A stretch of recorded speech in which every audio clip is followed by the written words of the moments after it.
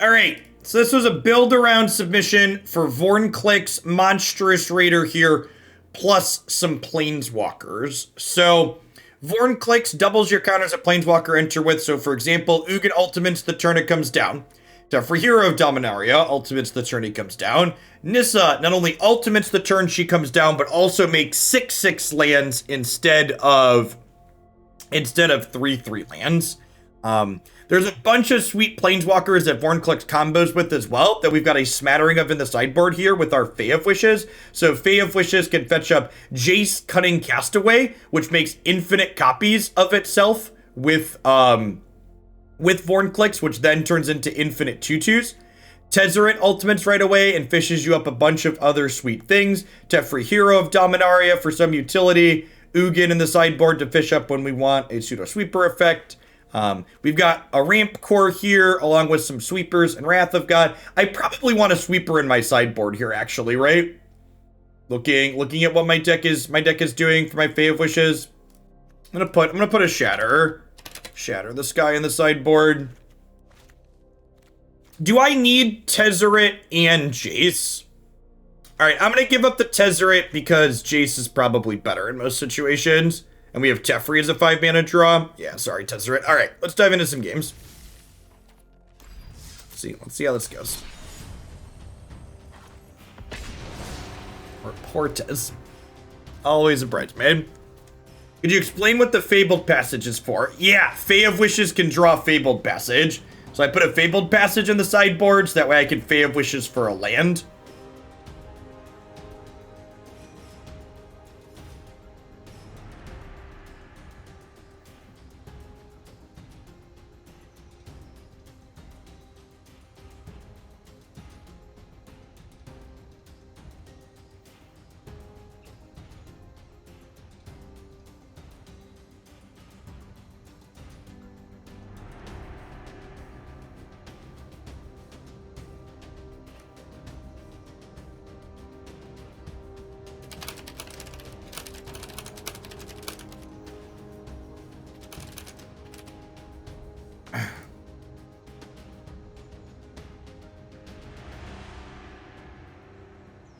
Gosh, we've been in the queue for 60 seconds. Dead game.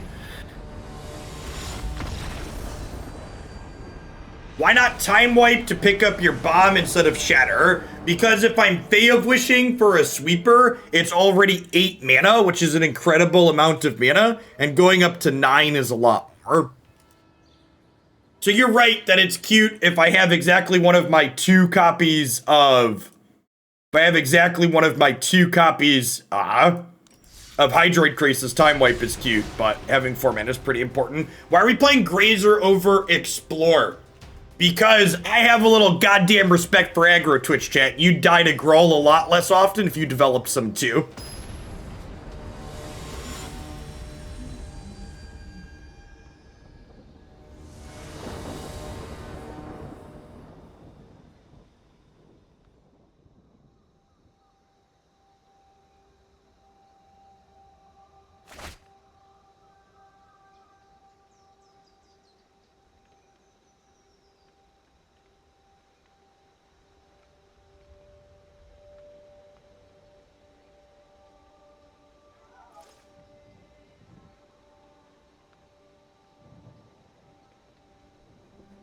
Yeah, I think Gawker's death is much too slow to Historic on average. My deck already arguably has too much top end.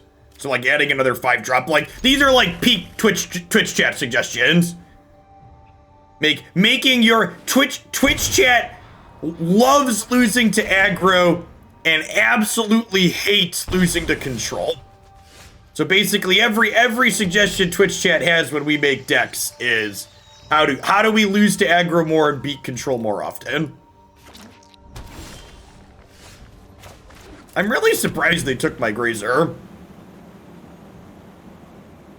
Gabbo, thanks for the follow. Good morning.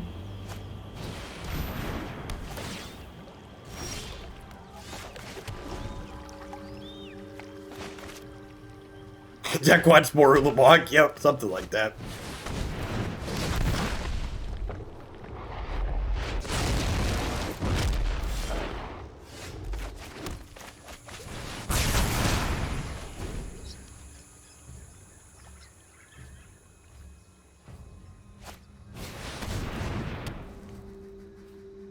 Yeah, looks like 5-color Enigmatic Incarnation here for the opponent.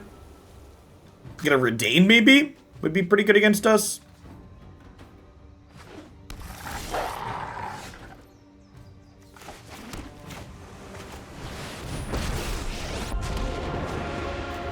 Let's slow. We need to move quickly.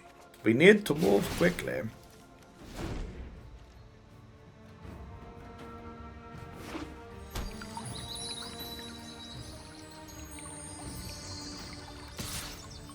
Well, Teferi getting attacked here means he's not dying, so that's nice.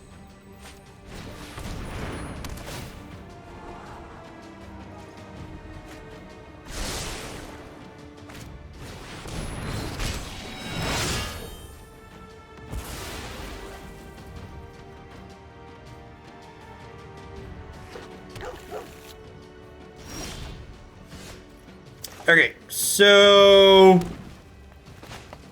I think we're just wrathing them here, right? No time for a break.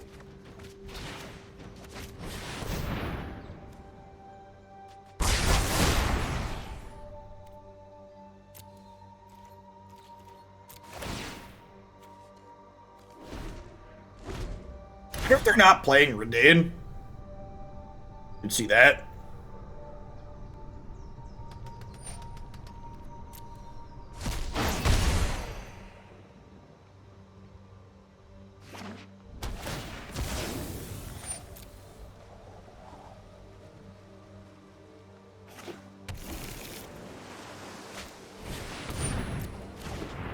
This is cute.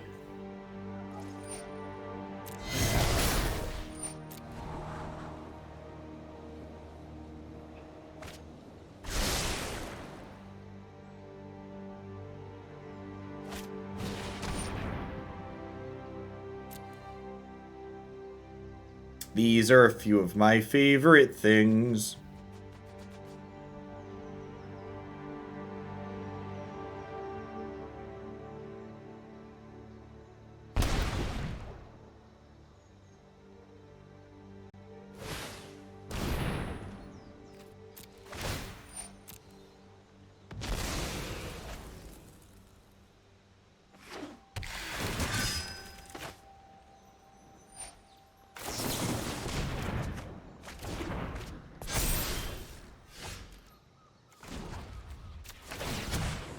You know what?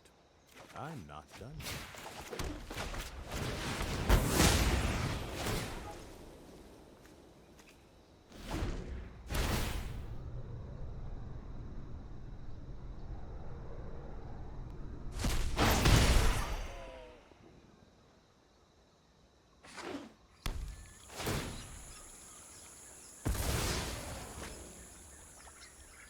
Like a Ganti here, maybe? Phyrexian Obliterator, sure. Plus this to start, so if we hit the untapped land, we can just Ugin. -4.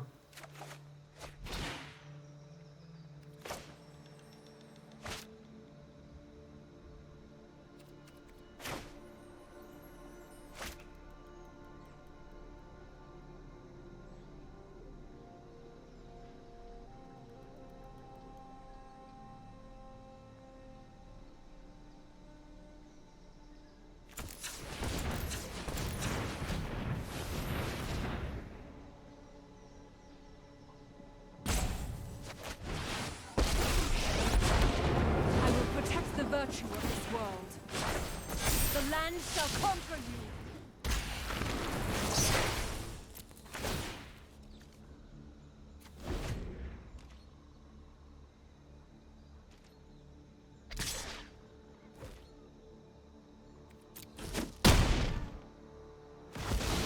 I'll have a better plan next time.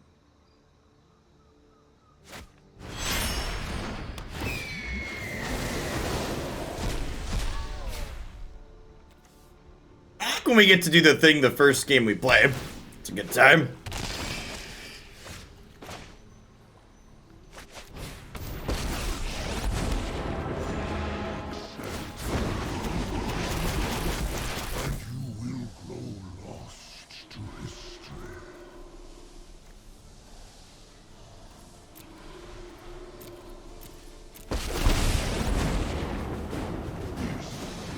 I'll do it again, I swear.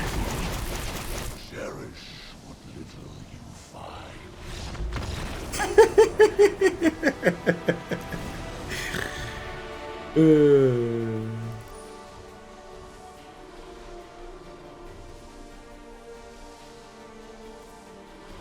Man, the arena audio is very confused right now, chat. The arena audio is very, very confused. Got like 6 different sounds playing in my headphones. Do we press OK? That's a question. I kind of feel like I want some Aether Gusts. Is this an Aether Gust matchup? Cage stops enigmatic. Yeah, that's true.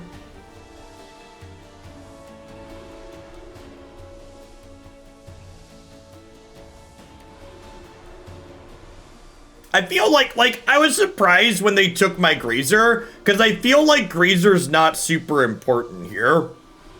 They're not an aggro deck, right? What if we cut the Grazers and just like bring in the Cages, the Krasis, and an Aether Gust? I'll leave one Grazer in rather than Aether Gust.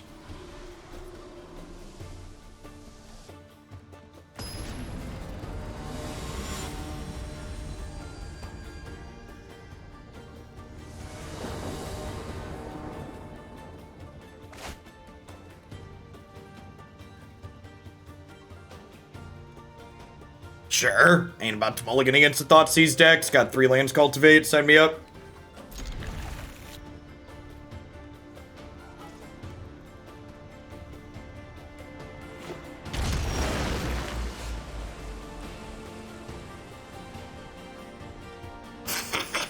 Thanks for this. Thanks for the sub, Giraffe.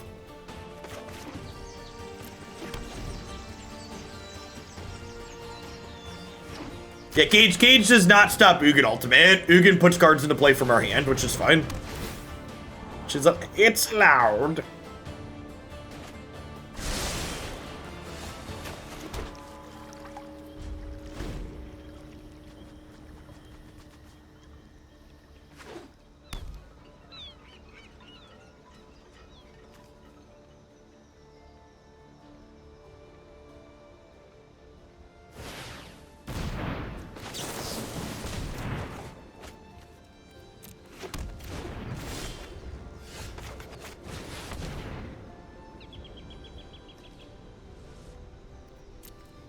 I have all of my colors, right? So I should just prioritize getting Forest for Nissa later.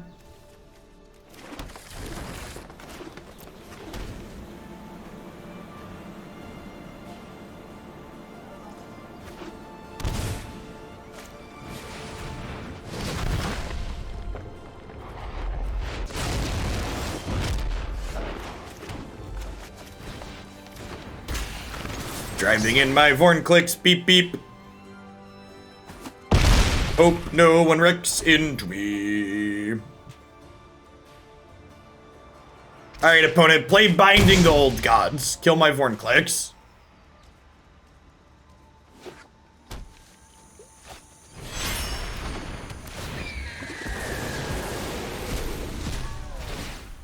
Hey, thanks for the 10 months, Camarel. I appreciate that. Welcome back. Vorinclex is good with Krasis too, yep. Yeah, next year we're gonna shock in this land to make a giant Dorko.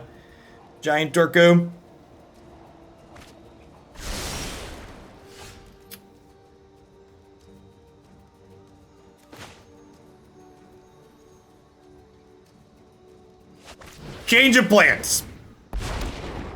Quick change of plans. The land will help us find a way.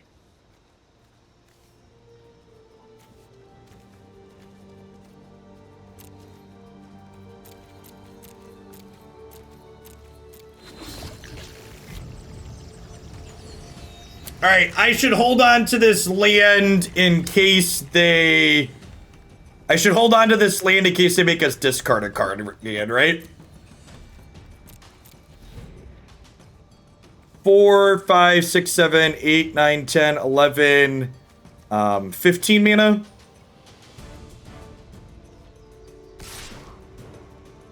Zuzitsu, thanks for the follow. Welcome to the channel this morning. Here's my Bezo bucks. I can force everyone to see my bad jokes. God bless. Right, is that right? 4, 8, 13, 14, 15. This will be 16, so we can do X is 14. Oh, they're playing Niv Visit Reborn. That's adorable.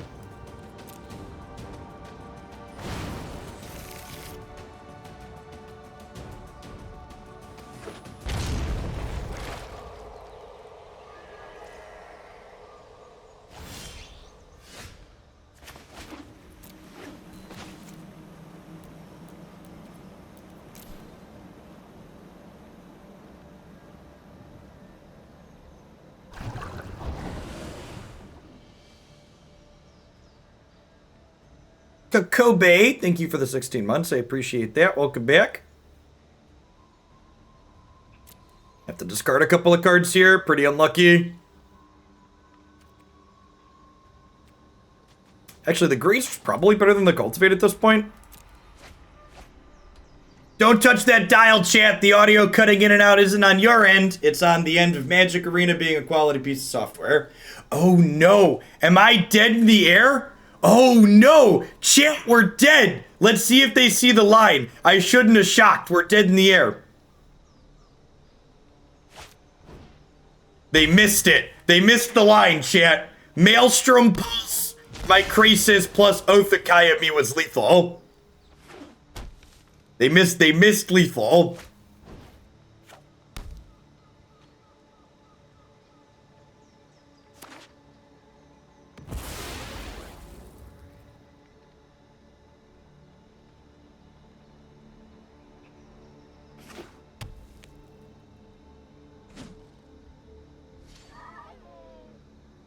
Okay, so I played this. We tap a bunch, as many non-forests as possible, and we play Nissa. And then Nissa lets me Vorinclex for 3. And then I can Teferi an ultimate. And then we can untap a land with Nissa. And we can play Hydroid Krasis. Okay, so this is 4. This is 8, 9, 10, 11, 12, 13, 14, 15. So X is 13 here.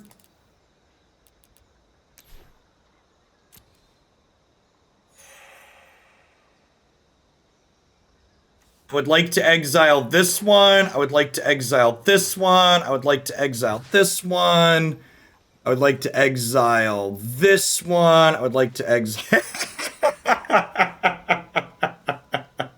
Alright, I don't know if this deck is good, but it's definitely great.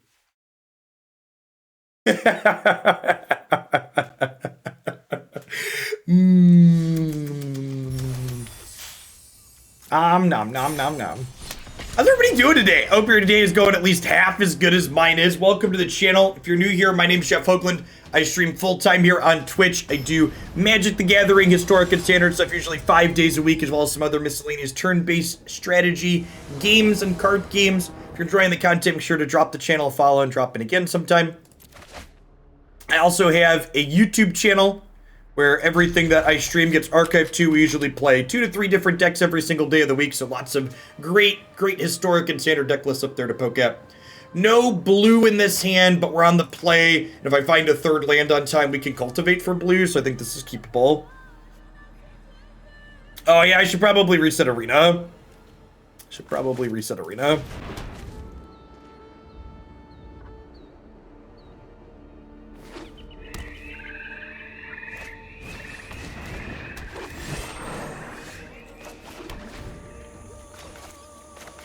We could brick and die here, but like if we hit the 3rd land, this hand just like pops off, so I don't think we're supposed to mulligan. I think we're supposed to hope to hit in our 2 draws.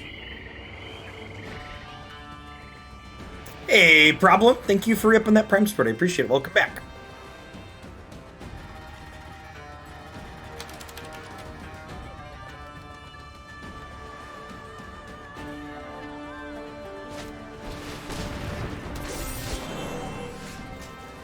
Probably means we're dead since they have a good start here. Passless chaps, man. Thanks for the prime support. Welcome, welcome. I think if we hit the land, we had draws that could race here, but missing on the land probably means we're done.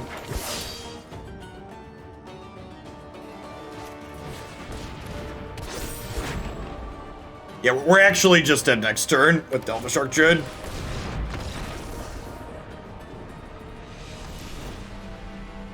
Okay. I think that keep was fine. Sometimes you miss on those. I definitely want the Aether Gusts here.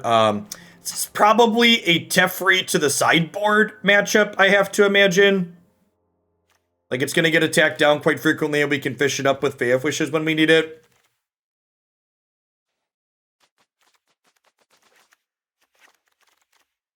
Bring in these Aether Gusts for cheaper interaction. I'm leaving the Shatter the Sky in the sideboard, so that way Fae of Wishes can fish up a sweeper in a pinch.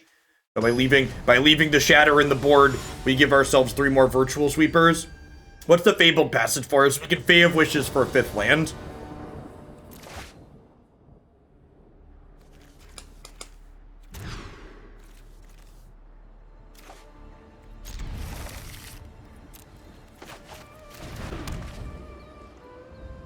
Do you have time to tutor for it generally? Sometimes.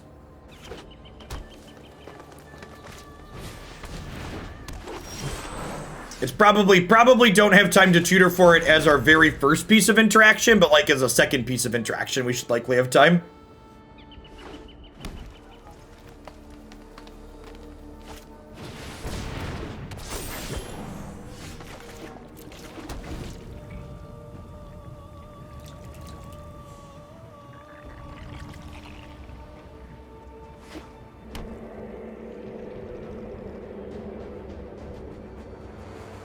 Black Hardy, thanks for the follow. Good morning.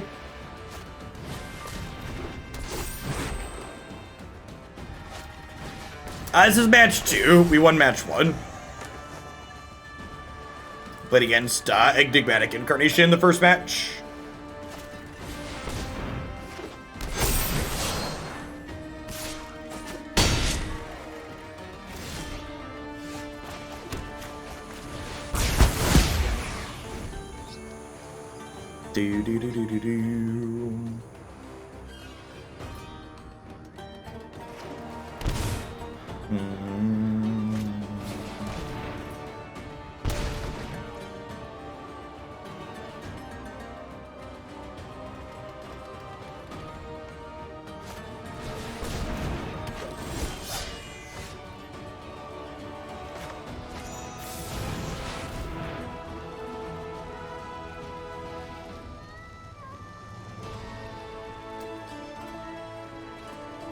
How greedy is it to grab Ugin here?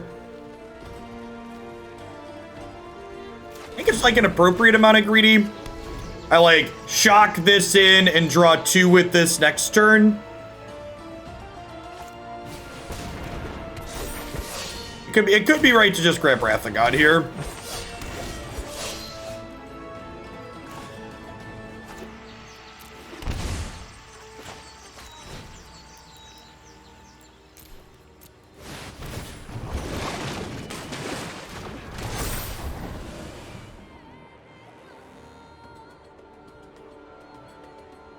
I will be streaming for a little bit tomorrow, but not Magic. Mythgard is having an open tournament that I'm going to be playing in.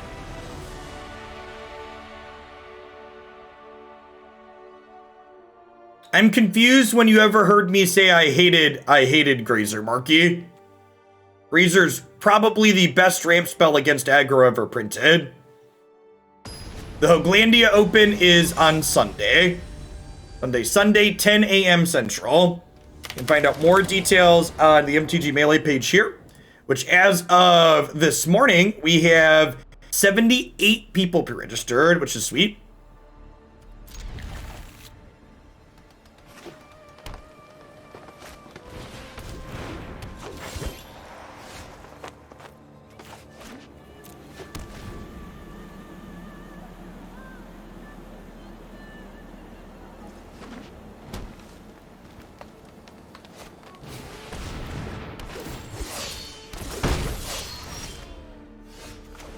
That was a good draw.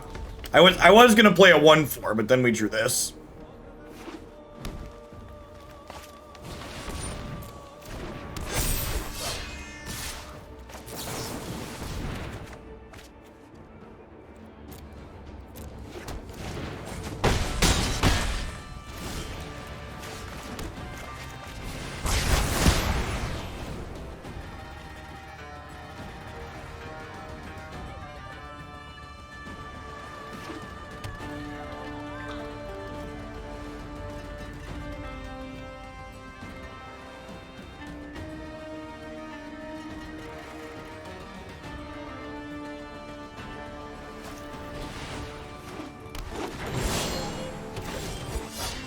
Alright, what are the odds I die next turn if I Fae of Wishes for Shatter? If they play 1 Lord, I'm taking 3, 4, 5, 6, 7. If they play 2 Lords, I'm taking 10. So I think we just go get a Shatter this guy here.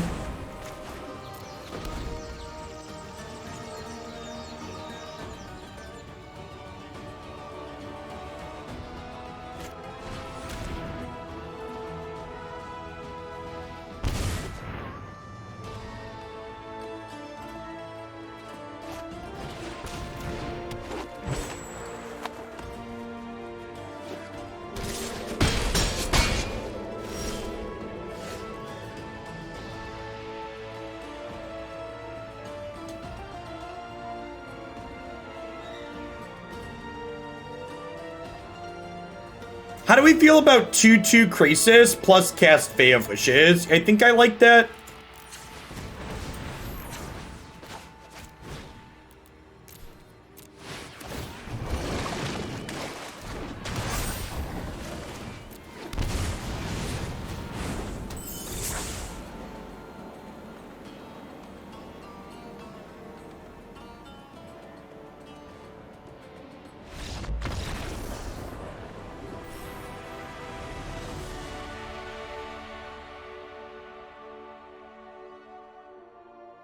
Couple people asking about Fae and whether or not it seems reasonable. Games like that, like the utility on that card is really good. A threat sweeper split card, a cheapish blocker against aggro. It does a lot. Yeah, turn 3 Wrath of God confirmed good against elves. Weird.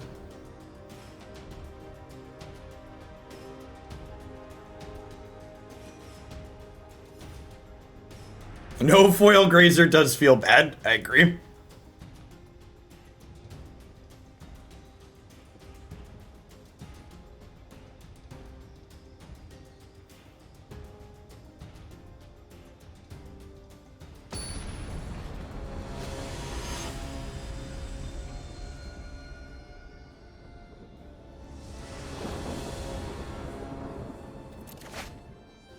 We got Morrow's teaser for Strixhaven. What does that mean? Can you explain to a Magic Boomer what Morrow's teaser is? Is it a spoiler card or just like some details about the set?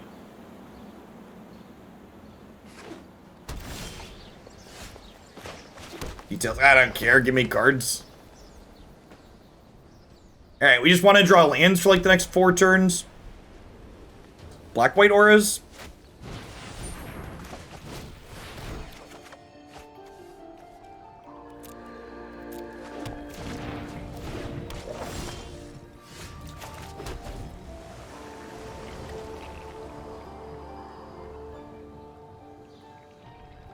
Like finishing a dual land cycle. Okay, so we'll probably be finishing up the enemy. We're getting enemy colors in the fall set, right? So it's probably enemy 2-color cycle lands.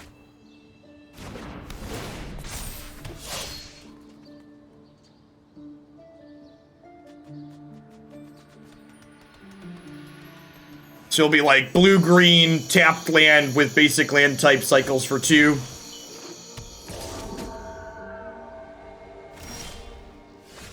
Alright, unfortunately we have died.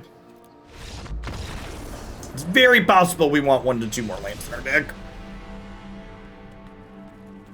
We actually don't really have board cards here. We're basically just trying to Ugin them.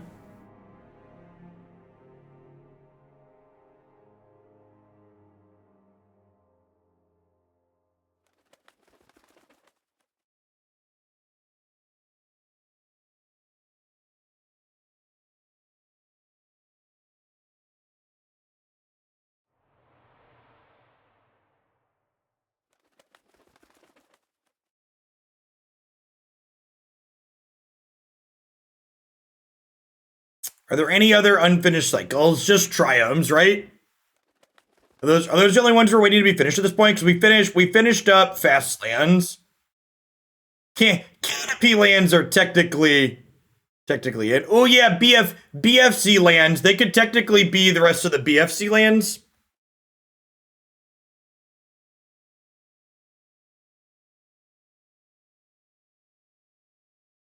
I mean, cycling's just a good mechanic that should be evergreen, so.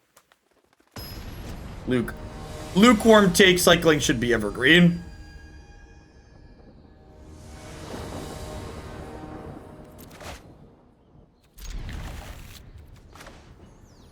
What are the BFC lands? They're the ones that you have to have 2 basic land types for them to come into play untapped.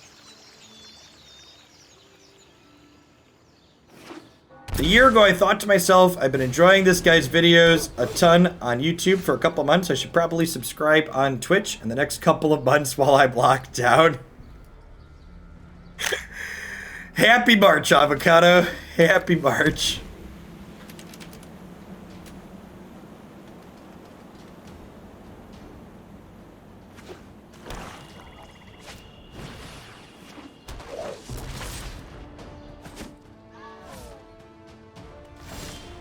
Oh, we are missing the other set of hand lands too. That's a good call. There's a couple that are half choked, the choked estuary cycle.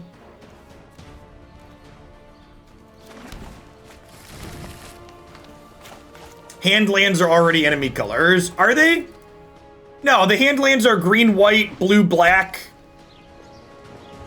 Those are ally colors, right?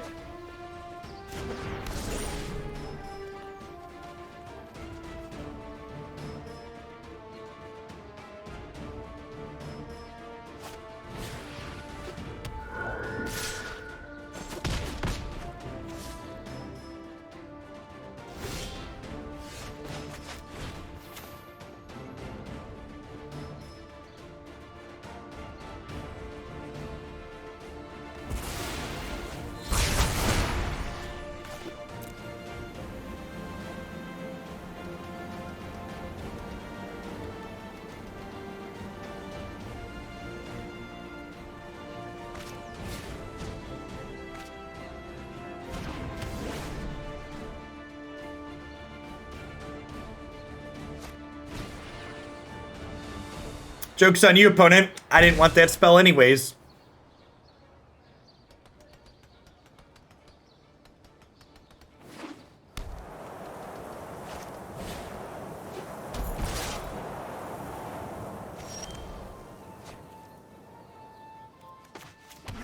Well, I mean, that's a castable spell for next turn.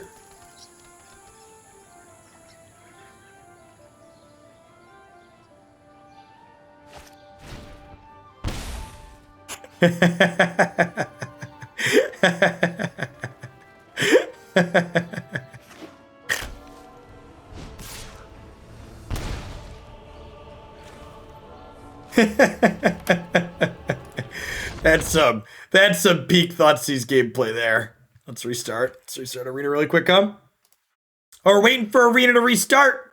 Glandia Open tournaments return on Sunday, chat. If you're interested in a more laid-back historic tournament setting, sponsored by Cool Stuff Inc. for store prizes, $5 entry fee on MTG Melee, plus a subscription to my channel here on Twitch. We'd love to have you play. We've got 78 people signed up already. I imagine we'll probably have about 100 or 150 when all's said and done. We'll have coverage all day on my channel on Sunday, streaming. Looking forward to casting a bunch of matches. Jim Davis will be my second.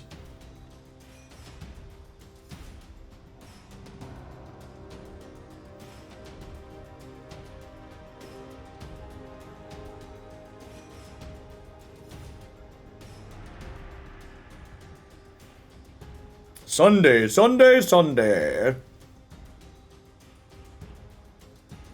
How long do tournaments last for a player?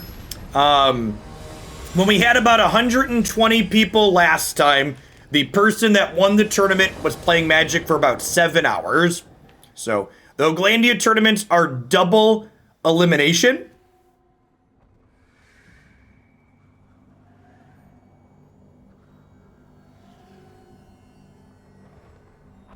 What happened? What happened to Matt? What do you mean what happened to Matt? Matt's alive and well.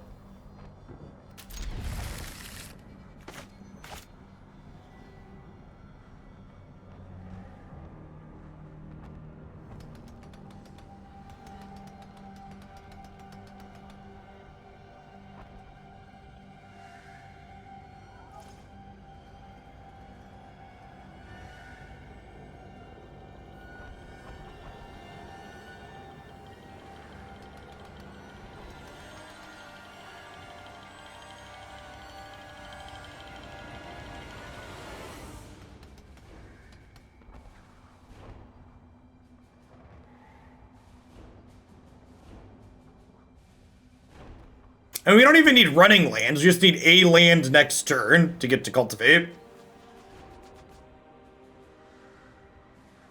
Or are we on the draw? This hand's actually better on the draw, right? Nailed it.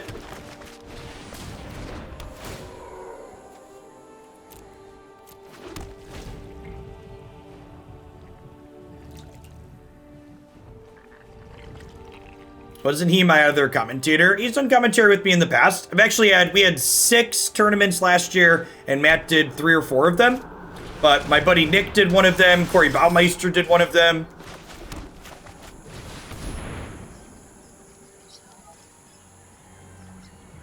I've had other community members reach out to me about the possibility of doing commentary with me to put my cards on the table, so to speak. CoolStuffInc.com is the sponsor of these tournaments, and they've offered to pay my co-commentator for me if I use one of their other sponsored players. So moving forward, the Hoaglandia tournaments will be having me and another Cool Stuff Inc. player because it's more economical for me to do that.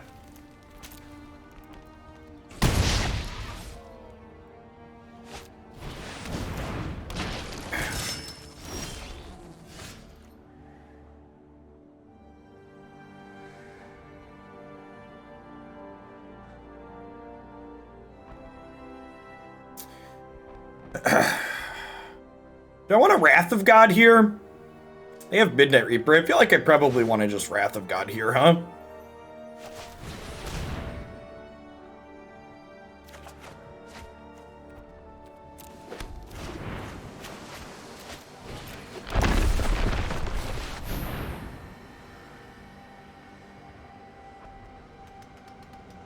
Yeah, Corey was great. It just saves me dollary dues to work with other CSI people. So nothing personal against non-Cool Stuff Inc. people, but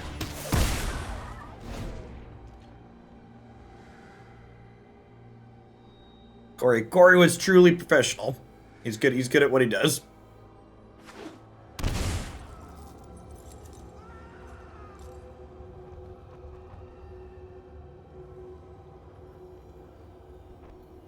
I mean, to be fair, if I was truly capitalist, I've had people offer to work for free, and I explicitly refuse to take people's labor without paying them. So, Cool Stuff Inc. giving me an avenue to pay people without having to pay them myself is just a win-win.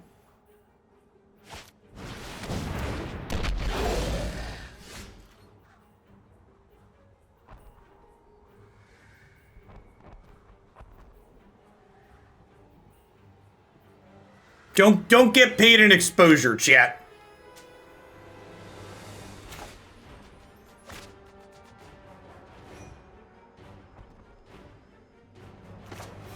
I think we're Nissaing, and then Grazering, and then passing. We're probably dead here. I don't think we can beat Cat Mayhem Devil. I've said this on stream before, but I think it's worth reiterating. You'll note that our opponent is rank 46 on the ladder, and they're playing Jund Sack. There is a good chance that Historic's diversity in its current state is largely related to the fact that people refuse to play good decks because they're playing Magic for fun. there's a very good chance that when we see like the MPL split happen and these SCG satellite tournaments and the SCG 5K this weekend, that those tournaments, the top tables, are going to be much less diverse. I'm very, very interested to see what data we get out of this weekend. My anecdotal experience is that this archetype is much better than everything else you can do in this format.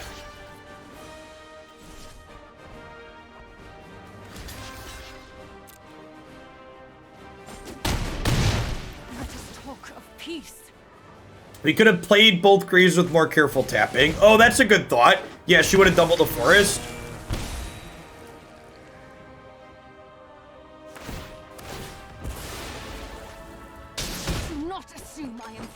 Yeah, we're super dead here.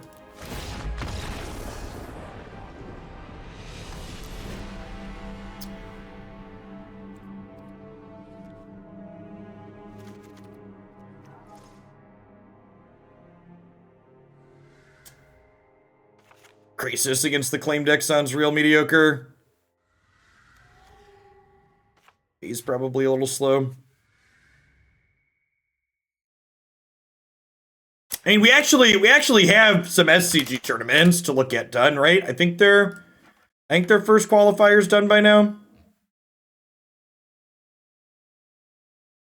Take a peek here.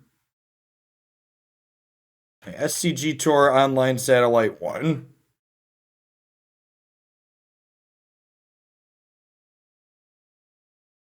This is gonna shock you, chat. But my intuition is often correct. I know this is going to come as a shock to you, but early data says my intuition is correct. Jund Sacrifice with a 90 match sample size, which is still small. 90 is small, but a 72% win rate in a 90 match sample size. There's going to be a bunch of these qualifiers. This is the first of, I believe, 8 qualifiers. Also, blue-white control, flaming dumpster fire so far. Second most played deck, god-awful win rate. Okay, part of me wonders if this number is real. Did Sultai Ultimatum really go 0-21? Okay, this is just the first tournament. It's a small sample size. You can't tell anything off of just these numbers, but, you know.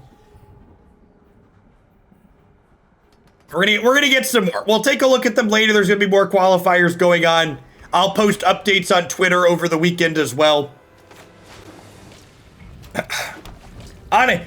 Honestly, part of me hopes that Jund Sacrifice is really busted in this format, because even if it isn't busted, it feels god-awful to play against, and I would love it if something got banned out of this deck, because I would be happier playing Historic if the Jund Sacrifice deck was worse.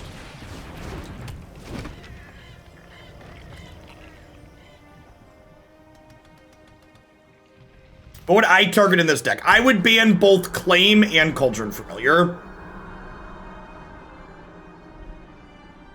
I would get rid of 2 cards. I don't think just Claim does enough.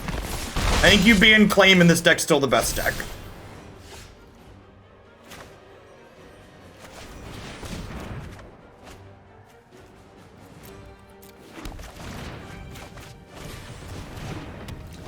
Like, ban Claim in Standard as well. Nah, I don't think Claim's relevant in Standard. Is anybody playing Claim in Standard? And, like, the questions like that are silly, because, like, they're just not relevant.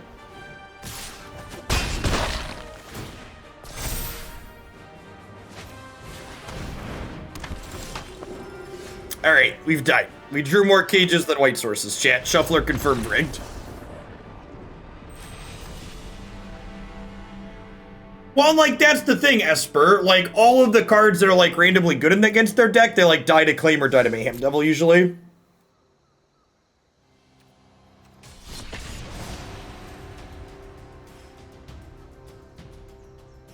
I am interested to see if Jund's 72% win rate holds up. Honestly, I would be surprised if the Jund deck's not 60+% win rate in all the SCG events this weekend.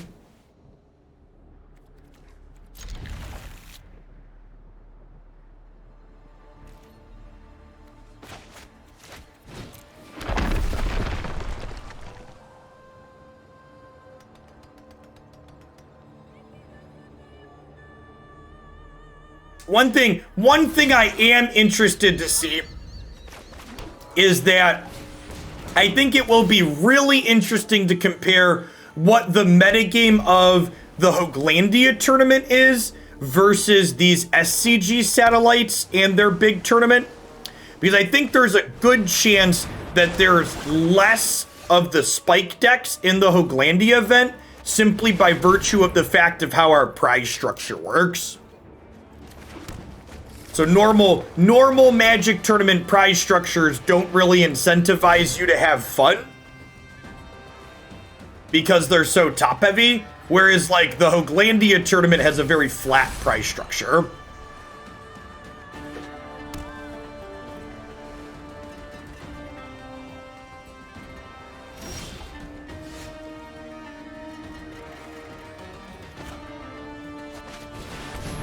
Fun in my competitive games of chance? Not a filthy casual.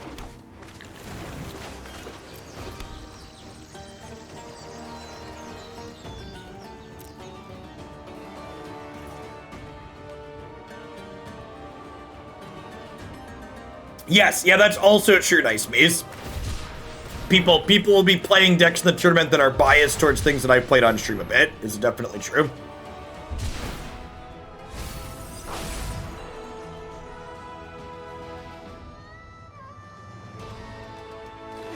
People have been asking me to put historic decks back up on my website, and part of the reason why I haven't yet is because we haven't had tournaments yet. And there's a good chance that a number of the decks that we've played that have felt okay so far that I would put up on the website right now just aren't very good once the format gets refined a bit more. So part of the reason why I'm waiting is to get more information.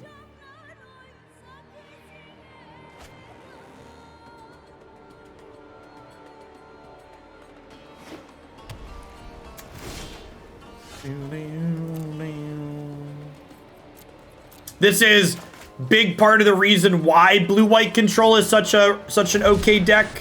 They get virtual card advantage from me sitting here drawing Wrath of Gods that are dead against them, basically.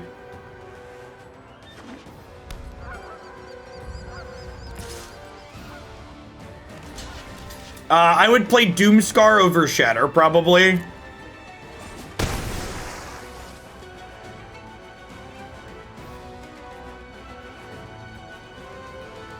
Yeah, but Wrath is a lot less dead against us long-term because we're a Nissa Krasis deck.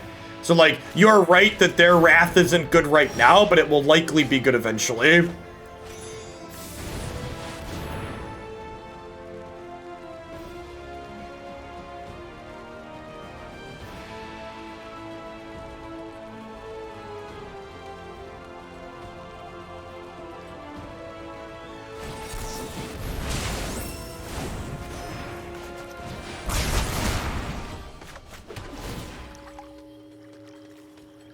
I get to flip Azcanta here.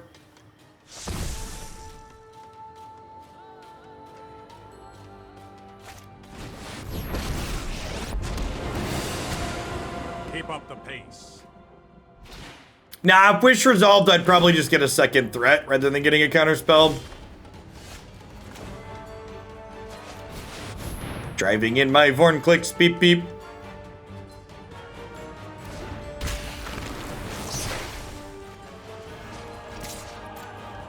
If they untap with this Teferi, we're conceding. For those that aren't good at Magic, the game has ended. My opponent's untapped with Teferi, their life total is high, and they've untapped with Teferi and their life total is high. I have no pressure in sight. I think as far as Fae of Wishes goes, I'm going to leave a Castaway and an Ugin in the board to grab up. And trim a Grazer and trim the Wrath of Gods.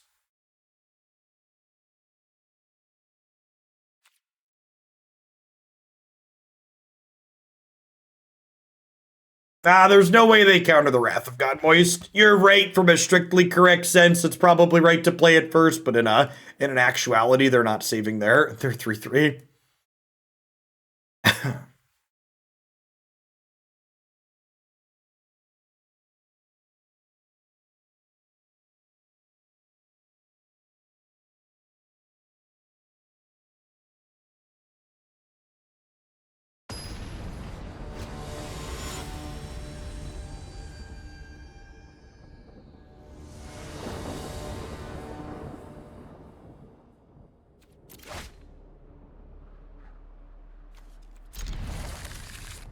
Does a deck need to be considered good? Tournament finishes? Consistent tournament finishes? Consistent tournament finishes over meaningful sample sizes. The truth of the matter is we don't have enough data related to Magic offhand to set objective measures through which we can say things are good or bad. So I can't just tell you X needs to happen for me to consider a deck good, because I just don't have large enough sample sizes anywhere for that to be a thing that I can get.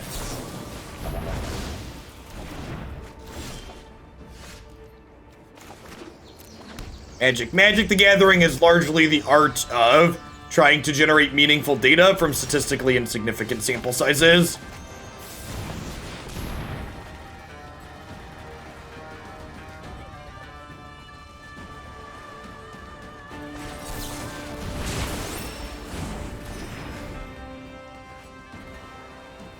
Follow-up question, what does a deck need to be to consider great? It needs to do the thing successfully.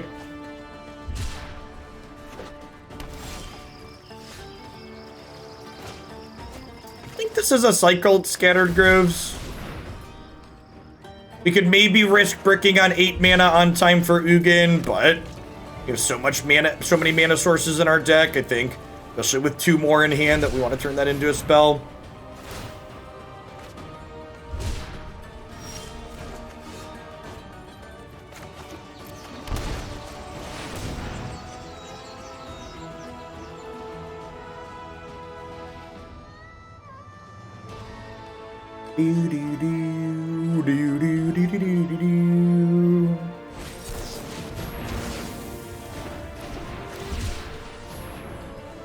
Yes, we are definitely on the just keep jamming plan here. Hopefully something sticks to the wall eventually. You know what? Are you the noodle that'll stick?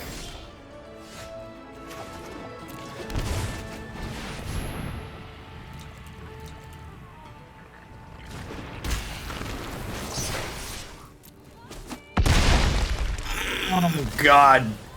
It's just so satisfying. Oh, that's strictly true, Swift. Our threat density is pretty high, and we do have 3 copies of Hydroid Krasis. It's like Hydroid Krasis is a real card.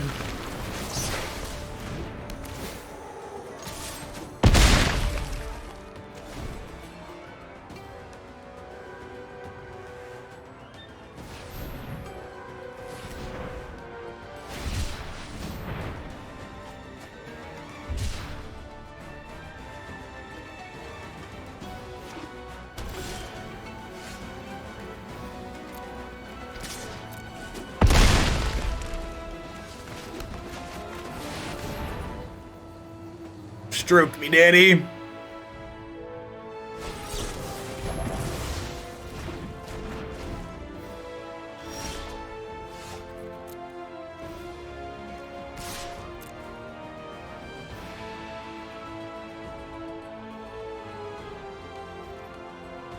I'm just gonna keep playing my lands out, because if we draw Hydroid Krasis, it's ideal to have played all my lands out. Yeah, 6/6 haste monster, looking pretty okay here. They're not dead on board with another token activation, so, you know, they got that going for themselves.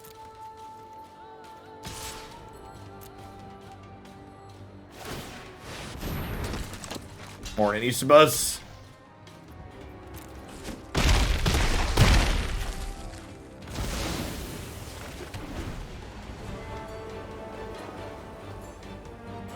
Please concede.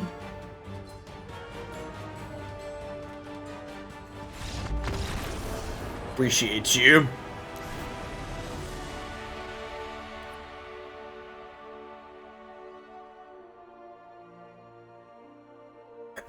It could be right to leave only one good Fae of Wish targets in my sideboard. Just like cut another Grazer and board in another Ugin. Just because they've been countering my wishes pretty proactively. I mean, to be fair, one Hydroid Krasis would probably be control too.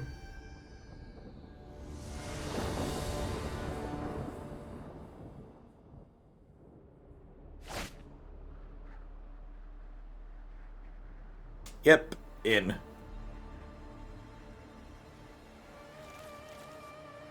This is gonna be a land. This might end up being a spell.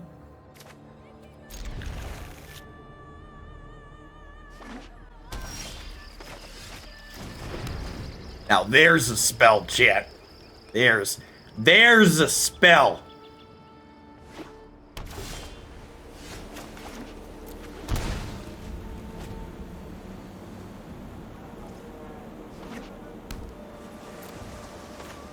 Is Blessed Alliance legal in this format?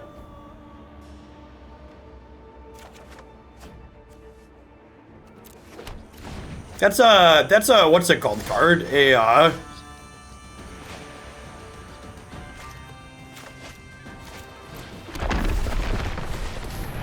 a Eldritch Moon card, right?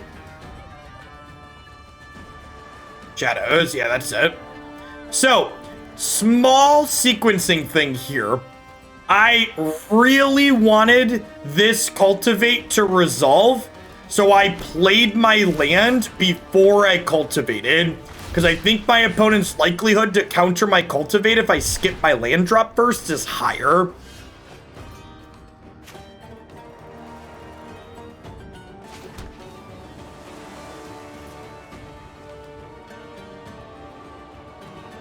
How do you feel about just passing here and not giving them something to counterspell? I think I'm into it.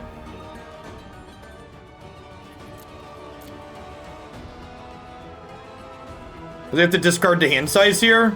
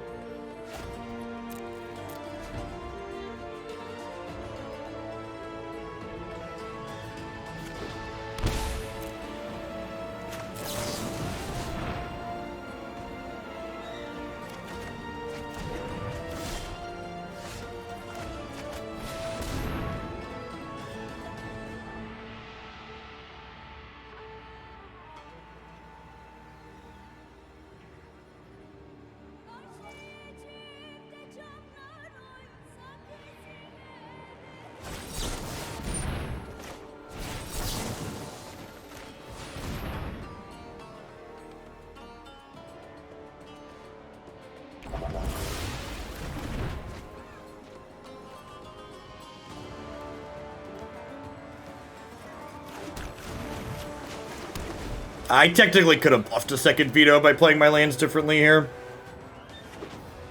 They definitely have a dispute. Let's skip to the good part.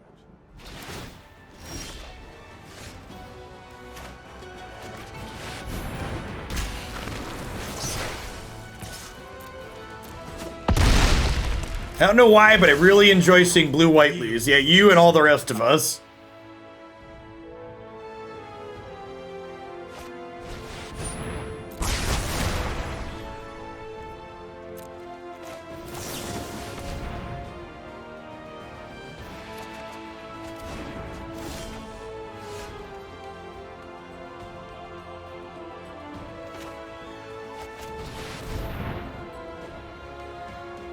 Does blue-white ever not lose? I mean, Gabriel Nassif makes it look really good.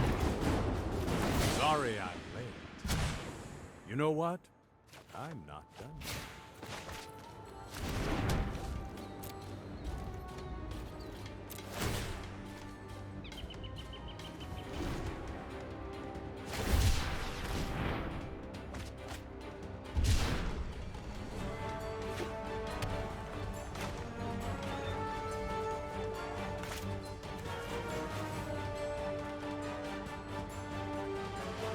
I probably want to save this for something like Narset. I guess I'd counter a Teferi too.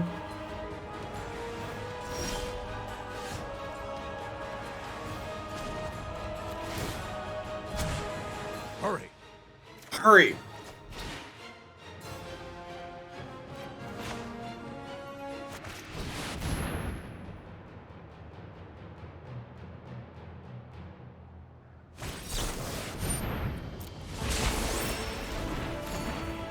Now, I don't want to Krasis this turn, because I don't want to have to discard the hand size.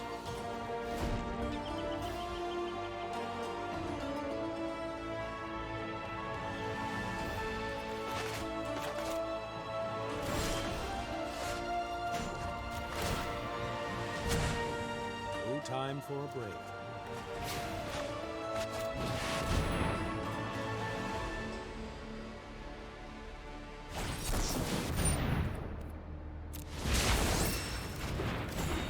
That's true. It is technically optimal to Vorinclex first.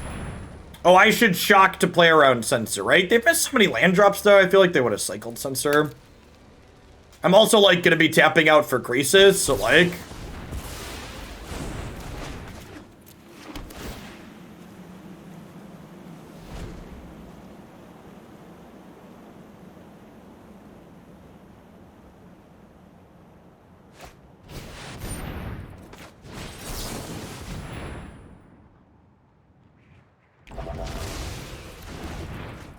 How does it feel? Nice Mystic Dispute. You know what? I'm the bad man. Duh.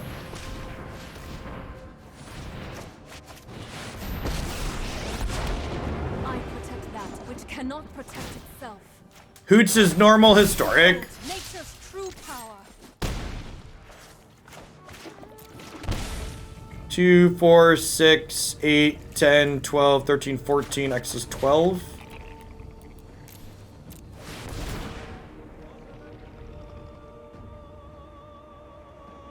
You can dispute this one. I'll take my 6 cards.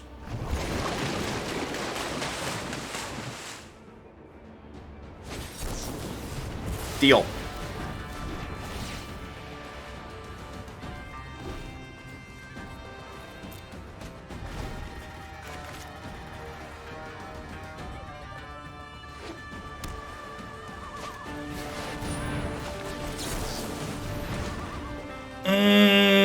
Vetoing Teferi players out of the game. This is how you make aggro decks feel, opponent. It's not a very good feeling, is it? Hey, chat, I'm gonna exile all their lands next turn.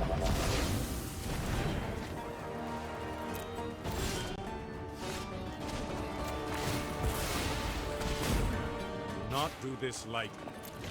2, 4, 6, 8, 10, 12, 14, 16, 17, 18, 19, 20.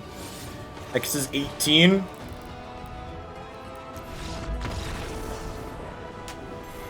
All of your lands! They're gone! Get them out of here! Ship them!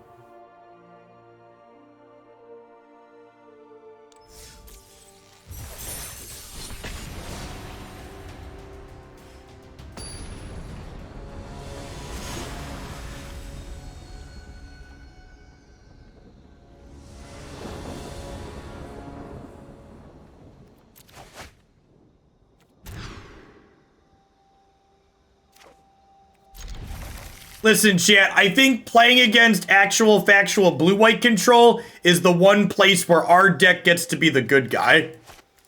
Anywhere else, you'd look at that and be like, Jeff's the bad man here. But against blue-white control, we're the hero, chat.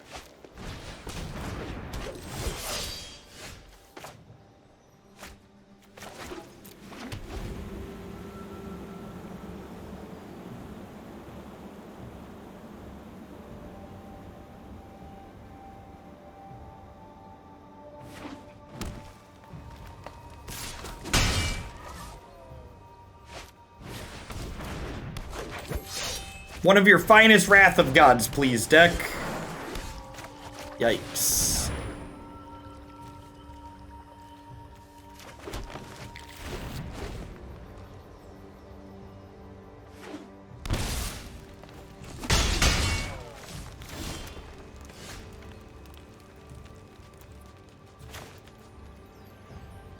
Okay, so our opponent is going to Collected Company this turn. I think we just Teferi. This isn't a fight. Hurry. Hurry.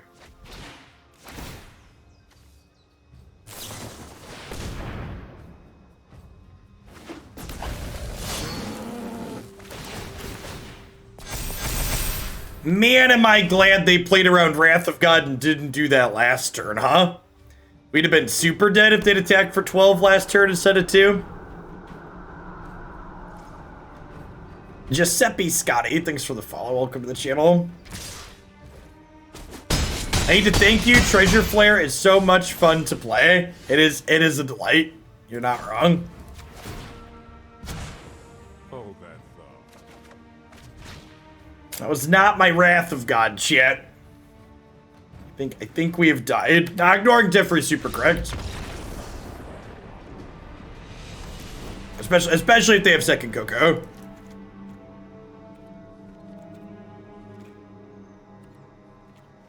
I'm actually gonna board Ugin in here because if we're wishing, we're gonna be wishing for Wrath of God in most instances.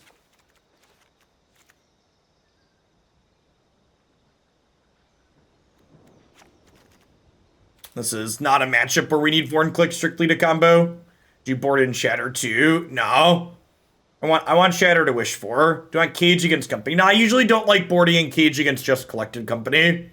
Too often you're gonna have Cage and it's not gonna do anything.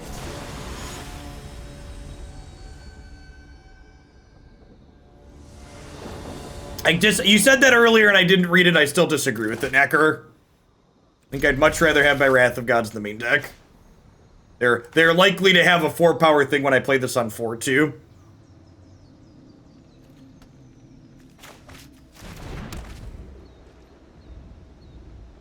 On Vorinclex to stop their Bell Collector from working. That's funny because it's true. I think I'm shocking to Aether Gust them here.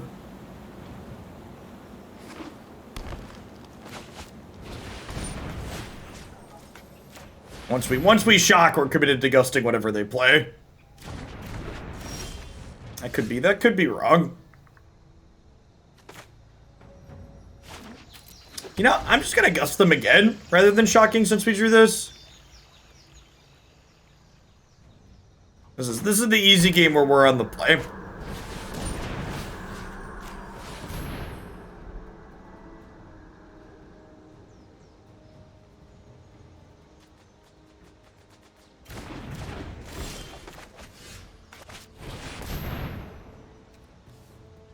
Again, once I have all of my colors, I want to prioritize just getting more forests in case we draw Nissa. The reasoning behind Wrath of God over Doomscar. The reasoning is very simple. Wrath of God's the better card. Doomscar casts on turn 3, but casting that effect on turn 3 is generally something you don't need to do very often, and it's still taking 5 mana over the course of those turns, and Doomscar's literally only better when you have it exactly on 2 into 3, and even then, it's only better when you don't have something else to do with your mana on 2. And like in this deck, for example, when you Doomscar, we can Wrath of God on 3 anyways with our ramp spells.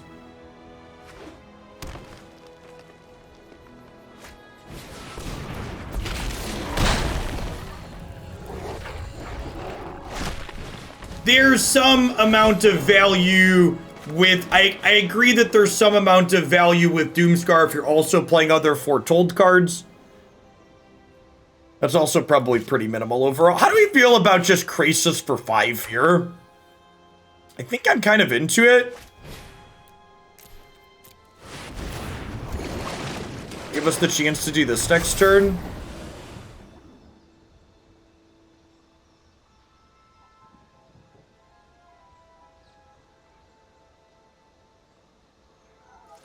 I don't even think just a ramp deck negates the upside of Doomscar. Think about typical blue-white control. Think about, you'd rather be playing your Mind Stone or your Search for Azcanta or a tapped land on turn 2. Like there's a, I think if your goal is to play, if your goal is to play a turn 3 sweeper, you're much better off playing turn 3 sweeper off of Mind Stone than you are playing Doomscar. Yeah, Omen of the Sea. Like by playing Doomscar, you're basically committing to, I don't have a play on turn 3.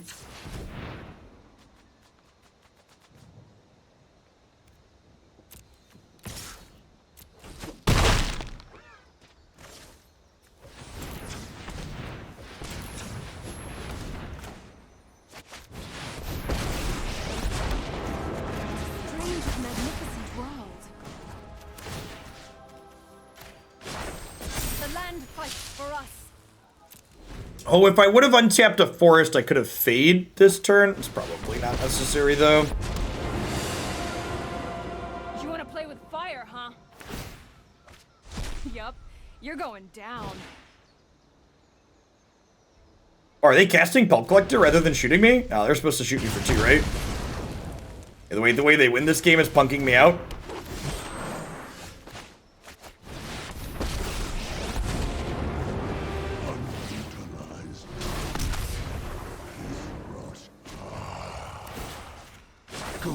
Be wary of the ground you walk on. My greatest creation.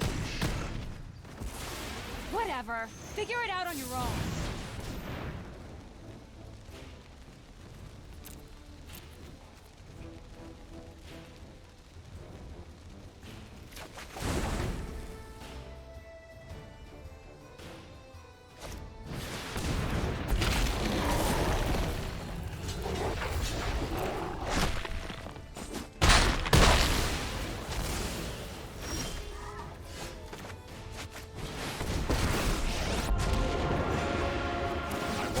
From the, let's skip to the good part.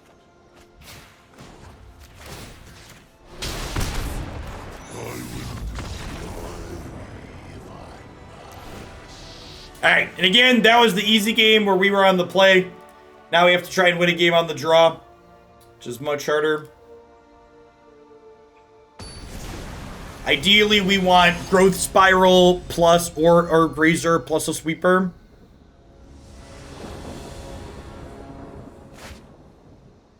This is a very easy mulligan here.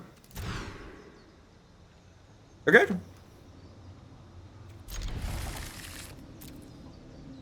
Needs another white source, but good start.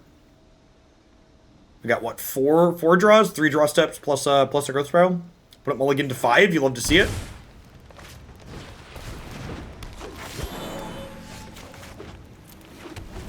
So deal with Fabled Passage. You can Fae of Wishes for it.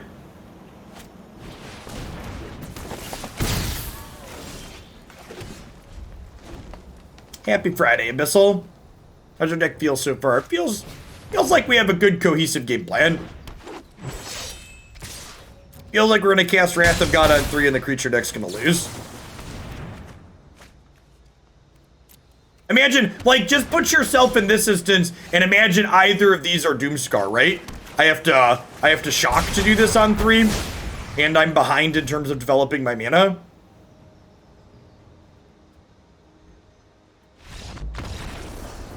Hi, friend.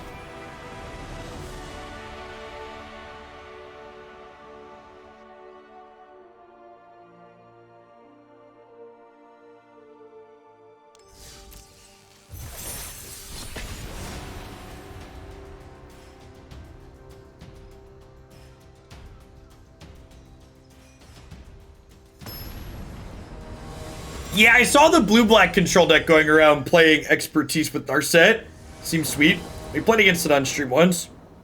I have that one loaded up into my deck editor. I'll probably be up for deck voting next week at some point.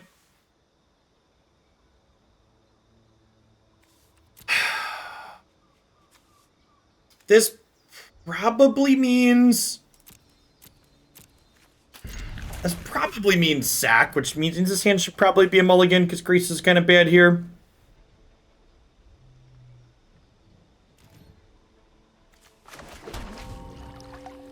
Yeah, it could mean mud too. Our hand's pretty decent against mud if we draw third land.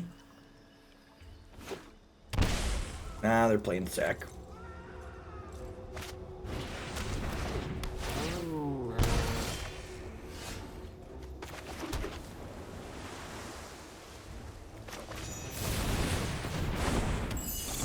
I did finish Ratchet and Clank yesterday. We're going to be playing a puzzle game called Return to Obra Dinn, I think it's called.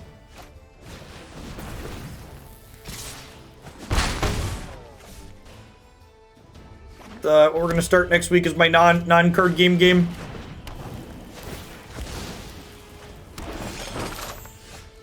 Never lucky.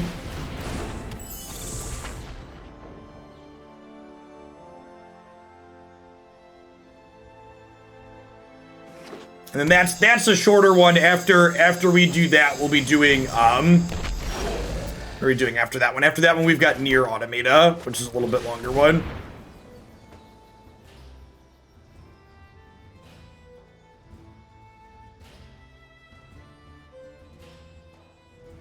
No, you want your sweeper to cost 4 mana, chat. Yep. Yeah, all the other games that I finished, I'm not starting a new game until I finish the one on before it. Right? If I play a game more than once, expect to see it finished on stream.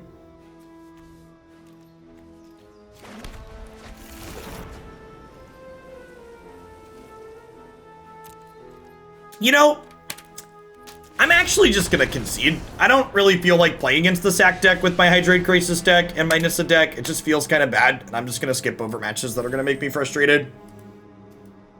I hope the sacrifice deck has a really good performance this weekend to the point where it looks oppressive. So WotC decides to ban something.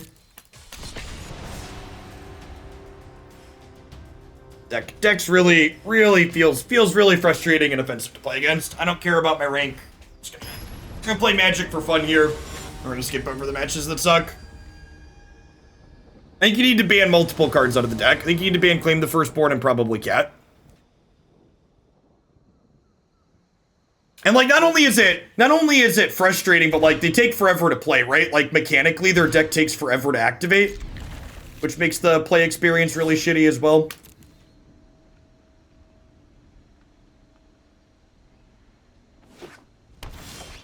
I really, and I've talked about this on stream before, I cannot fathom how they justified banning Cat in Standard because it takes forever to click through on Arena's interface, and then didn't also ban it in Historic at the same time.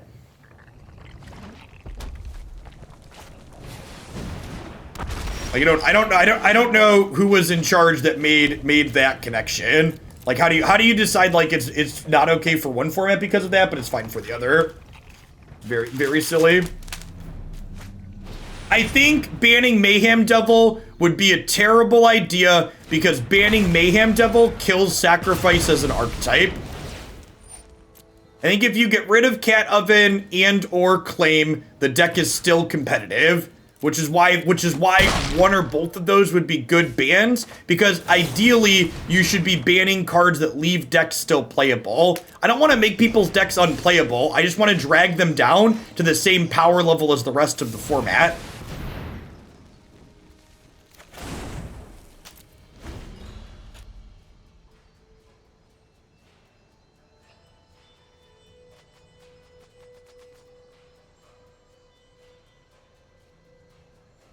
Like, I think overall, the Sacrifice archetype's actually really neat and interesting. Its power level is what makes it obnoxious.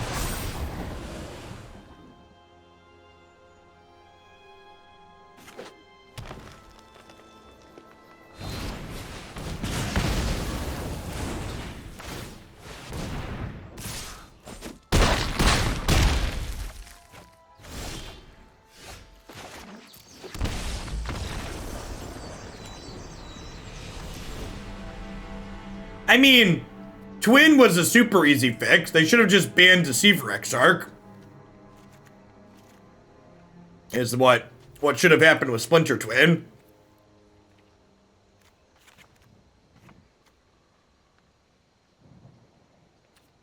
If you ban Deceiver Exarch, Pestermite gets bolted. It's way less of a big deal.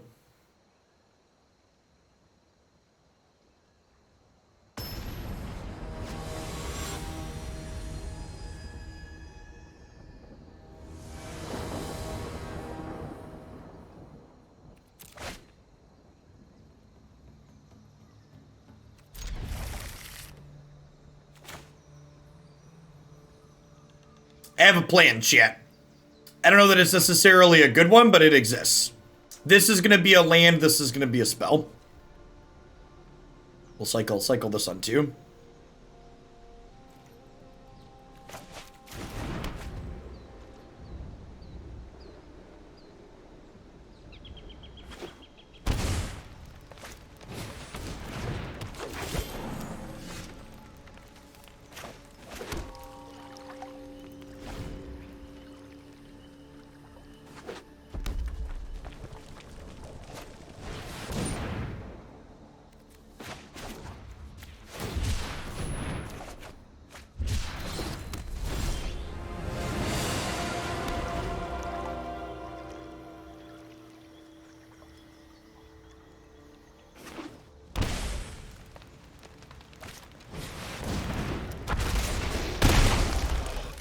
So, someone in chat just made a comment that I'd like to address because I don't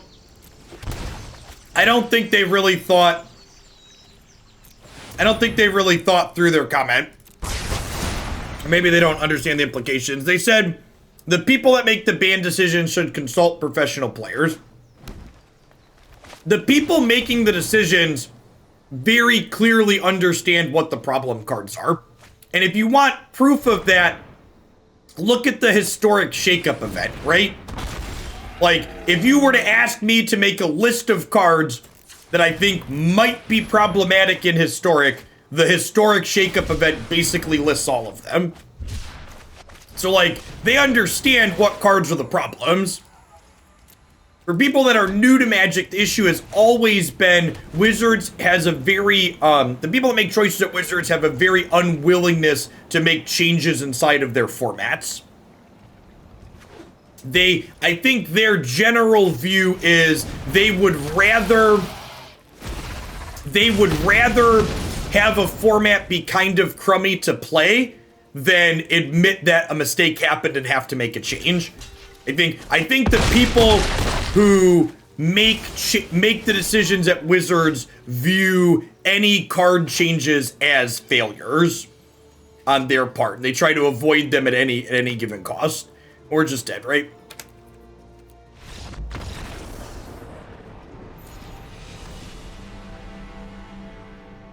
Well, this is so. What you need to understand too is, like, when you look at some of the decisions that get made balancing Magic cards, a lot of them don't make sense from a game design perspective. It's like, well, why wouldn't you just make the game better and do that? But what you need to understand is the decisions Wizards of the Coast make sense from they're a company looking to maximize the sales of loot boxes perspective.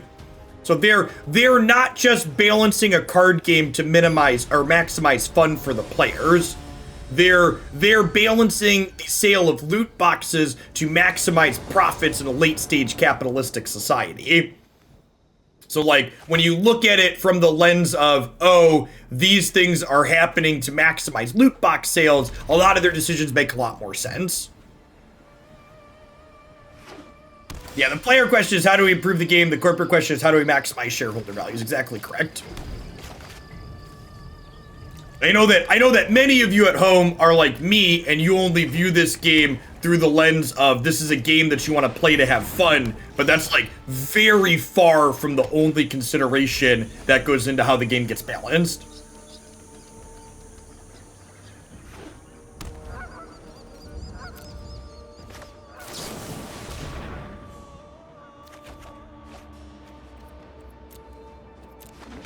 All I'm going to say is to the people that are positing banning cards shouldn't really hurt sales, somebody with a clipboard making that decision, someone with a clipboard who has access to their data disagrees with your position.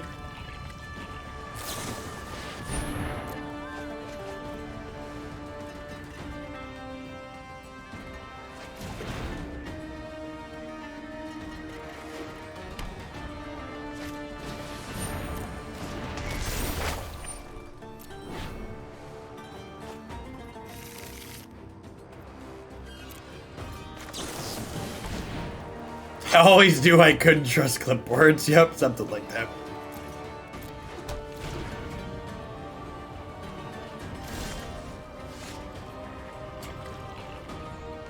I don't think we're playing around Censor.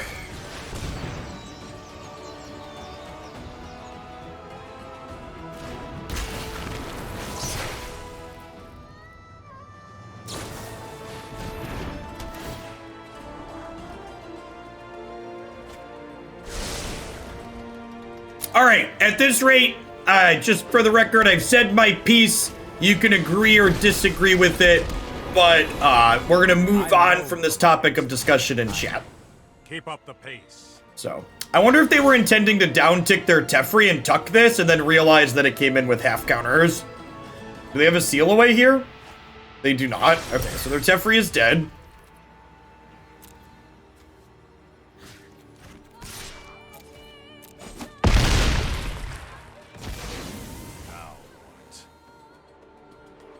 Their Saga also stopped working, which is great. Do I just force them to have Wrath of God here?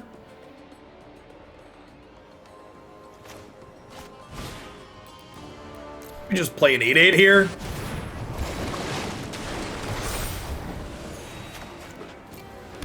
And then if they sweep, we can land Ugin next turn.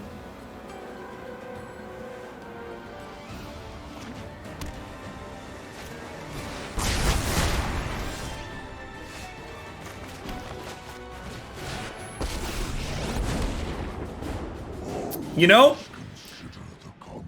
I think I'm actually gonna -2 here. This makes our Vorinclex worse off the top. And like poking them for 2 doesn't really accomplish much. Or poking them for 3 doesn't really accomplish much. I think there's a good chance this gets tagged by something this turn anyways.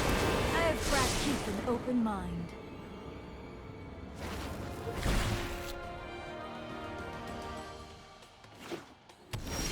Alright, no cast outs, good for us.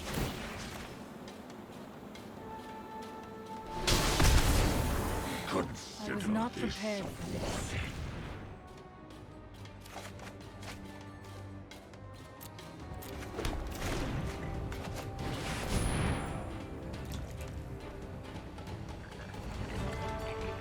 Again, I have all of my colors, so I'm going to prioritize grabbing my forest, so if I draw Nissa, she can make maximum mana. I probably want to hold a couple of lands at this point, in case I draw a Fae of Wishes. We can bounce that around. Alright, they're planning to make a very large shark this turn.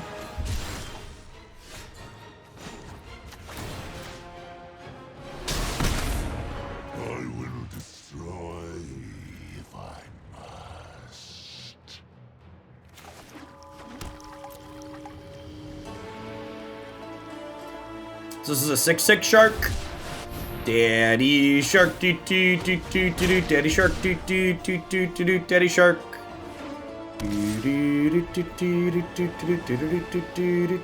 Nah, our mana base can't support castles because we need to have enough basic lands to cultivate for. You act without wisdom. I'm gonna hold these lands at this point in the event of Fae of Wishes. Can be undone.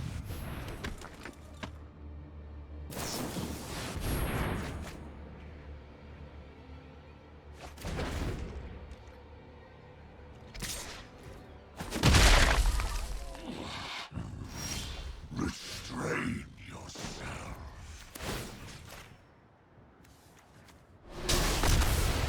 8, 12. Ghost, Does X is 10? my greatest creation.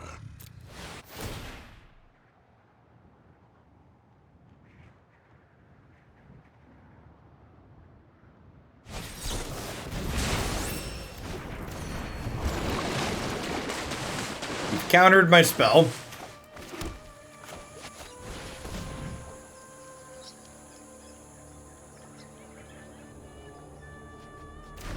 Yes, Vorinclex plus Jace Castaway is infinite Jace. That's why Jace is in our sideboard to wish for on occasion. There is no Bant Triome. This deck would love a Bant Triome.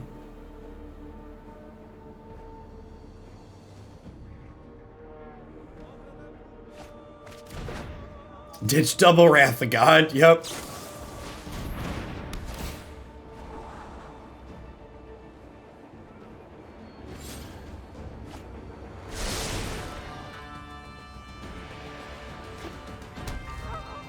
We have gotten to Vorinclex into Planeswalker couple of times. We've gotten to alt Teferi and Ugin right away.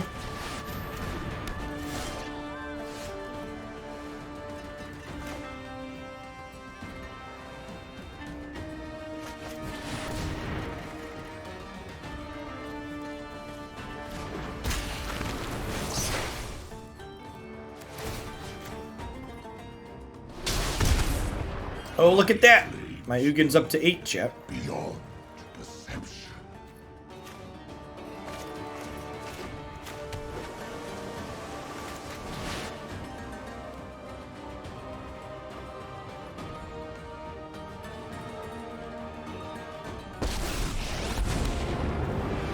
Accept a little world.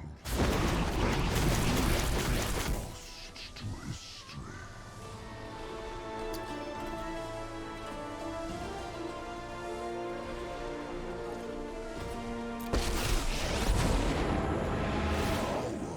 Without wisdom is the path of the fool.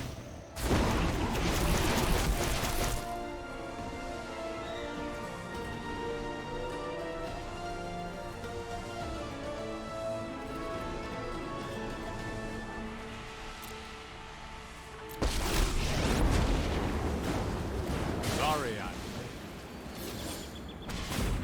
I phase you out of the time stream.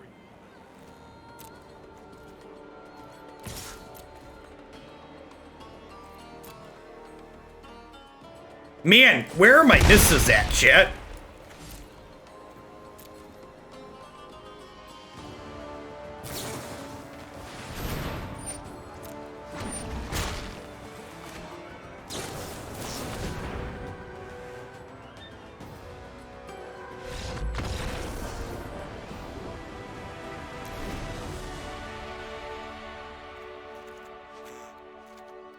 Nothing quite puts a smile on my face like taking blue-white control and shoving them in a trash can, chat.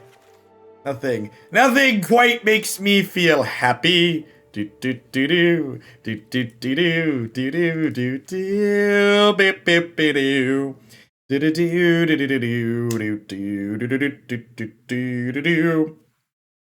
They do not, Dusk. So things that enter play simultaneously with Vorinclex do not double up.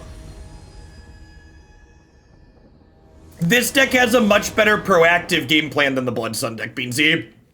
Like we've got some controlling elements, but we also have this like proactive do the thing plan, which I think makes it probably much better on average. Call it quits now. Growth Spiral is too strong. Busted, chat. Busted.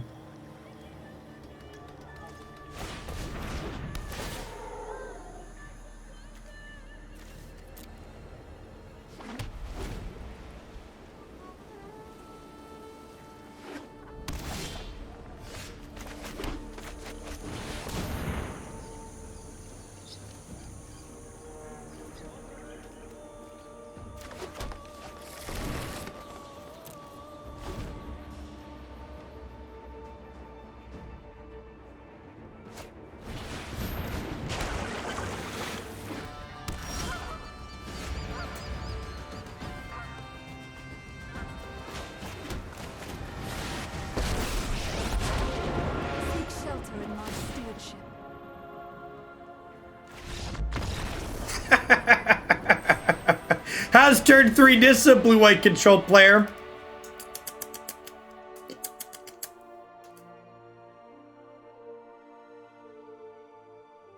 Nah, leaks are fine to post in my chat.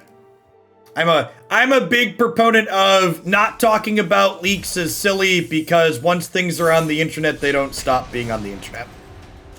So, I get that some people are weird about it, but like, I don't know, put your fingers in your ears or go somewhere else, I suppose.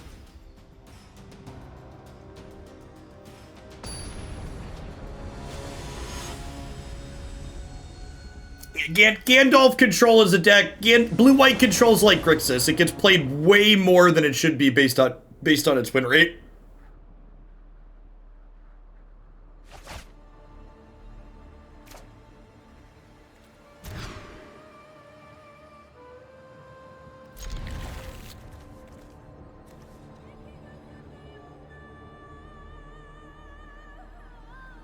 Honestly, it's probably right to just bottom Grazer here. If they're an aggro deck, we'll play Fae of Wishes on 2.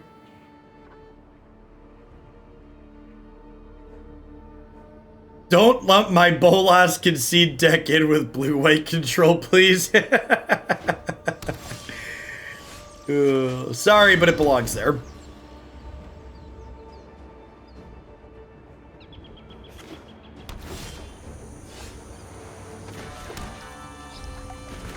We're gonna play Mutate up next. I'm excited to play some Mutate. Snapdex is my boy.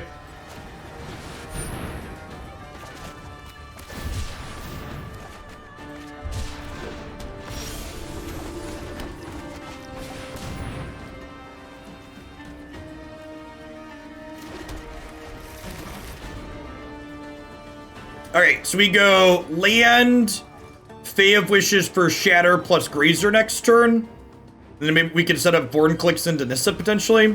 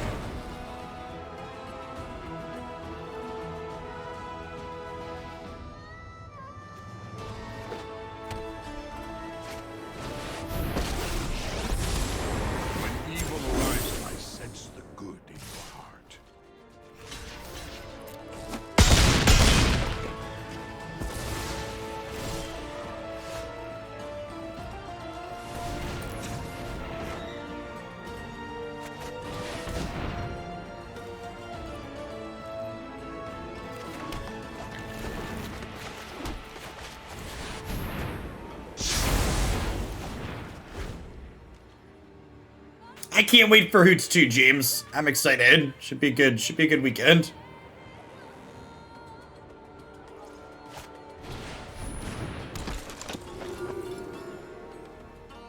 If they don't have a company here, this game is over. They're just never beating a Ugin.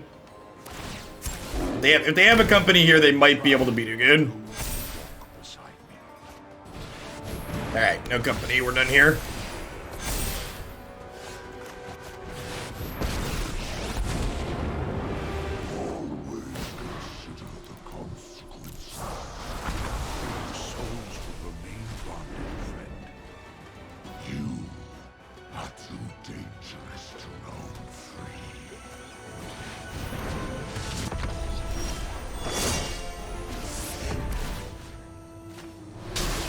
It's garbage time. You don't have to go home, but you can't play here. Do do do do do do do do.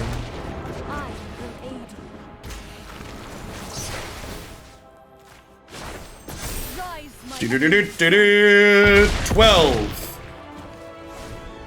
Oh, I should Vorinclex before the uptick. Yeah, it's true.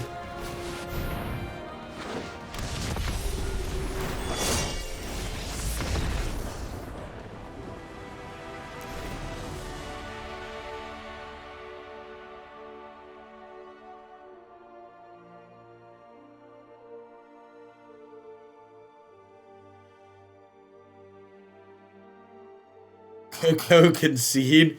Concede, seed. Do. I think probably wishing for Wrath most games in this matchup, so I'm going to board this extra Ugin in. Teferi's probably a little medium.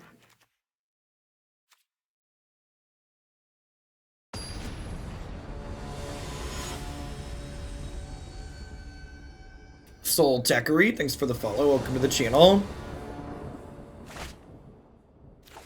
Yeah, sign me up.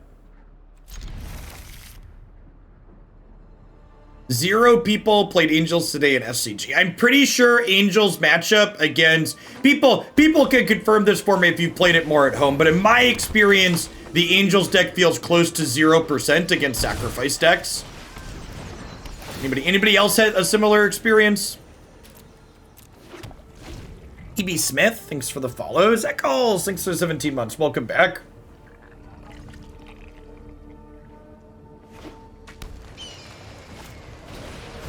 Pretty much, yeah. That's been my experience with that archetype.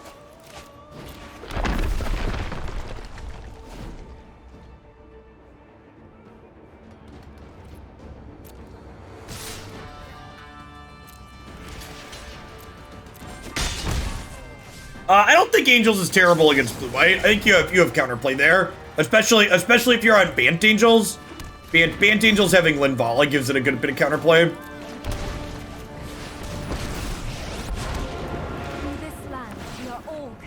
All right, so they missed a land drop, so we're done here.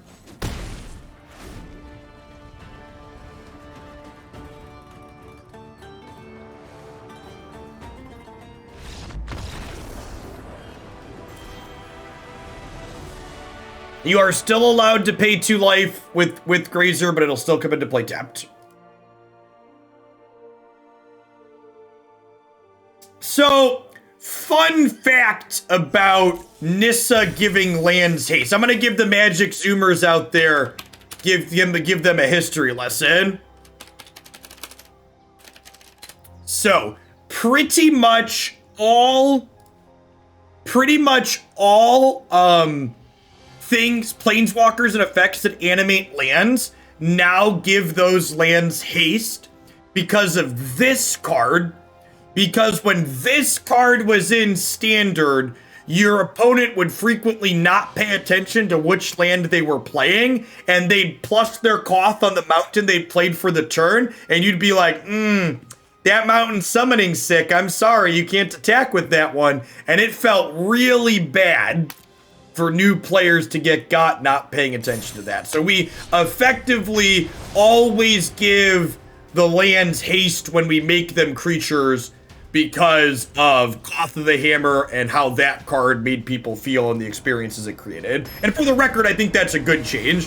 I think having to pay attention to which land you put into play is nonsense and stupid. So that's a good change. They were awful. They were terrible calls. It was a very, very positive change.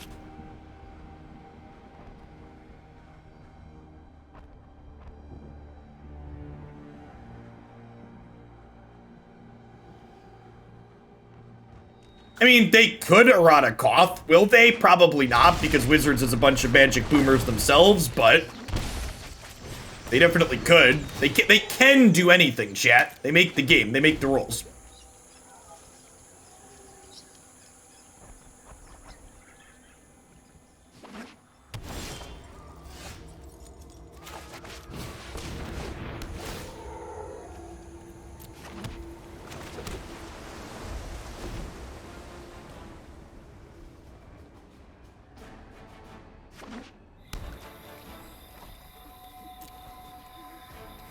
How's the band super for today? It's been really fun, dude. We've gotten to Ultimate, our Planeswalkers, the tournament, put them into play a bunch of times. Like, we've got just like a pretty decent ramp core. We haven't gotten to Unlimited Jace anybody yet, but I'm holding out hope, okay? Now, I'm not giving up the Unlimited Jace stream just yet. You know what? Cycling this was probably wrong. I probably should have kept that as a land.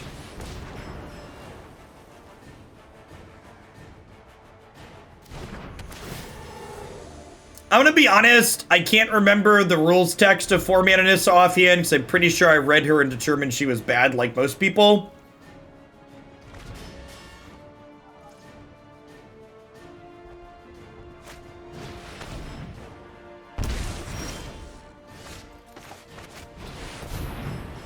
We have all of our colors, get our forests here.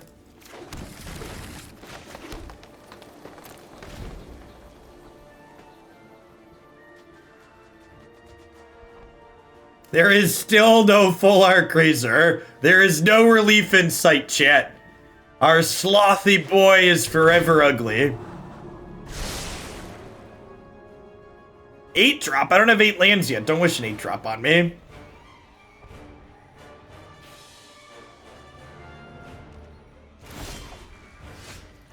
Watching Jeff live has ruined YouTube for me because I can't shout bad ideas into the void of Twitch chat, but YouTube Jeff has ruined live Jeff because I can't pause when I need to go to the bathroom. Ooh.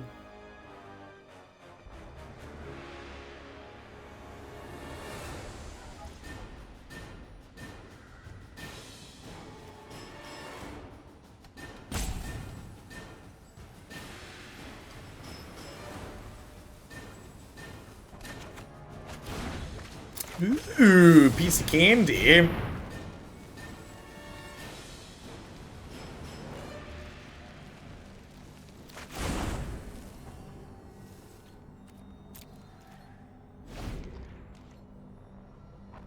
Their percent is 91.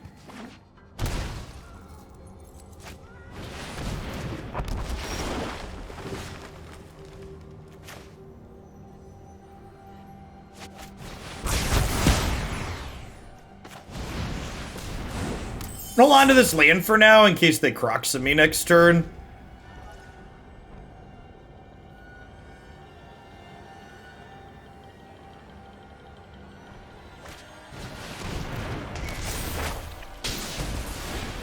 That's interesting. So they must have another answer to Teferi guaranteed then, right? Because you don't jam this when you know I have a Teferi in hand without it. I'm known for my One Hydroid Krasis, please, deck.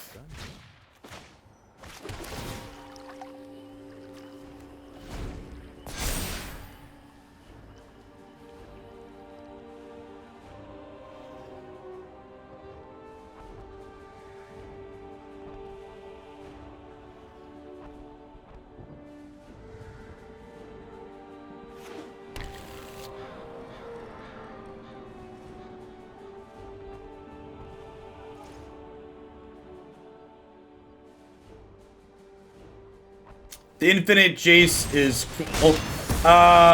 is hardly my worst. Do you technically have to wait a turn? Yeah, I think you're right.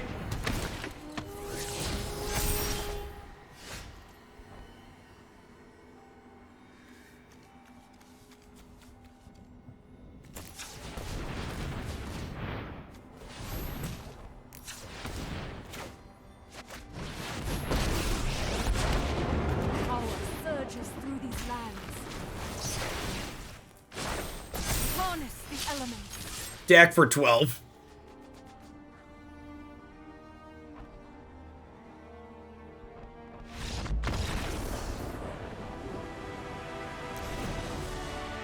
So let me think about this.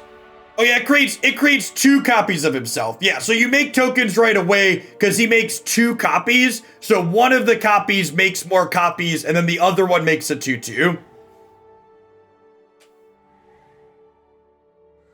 That's what it is. Yeah.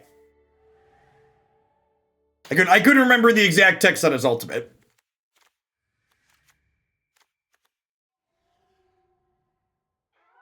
This is probably some number of Grazer out matchup. Put an Aether Gust. They probably have some red and green cards. Leave the rest of these in the board to wish for. Sure, but I'd rather have the extra Ugin in the main. Jace and Teferi to wish for are probably plenty.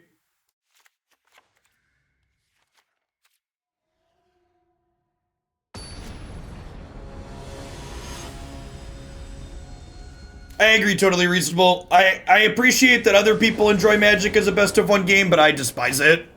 Magic as best of one is just not fun for me personally.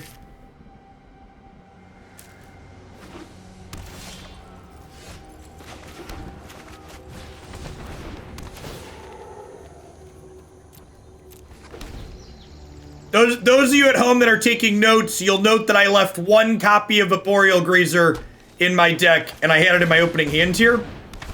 So if you want to work on being a professional, you'll want to be able to do things like that.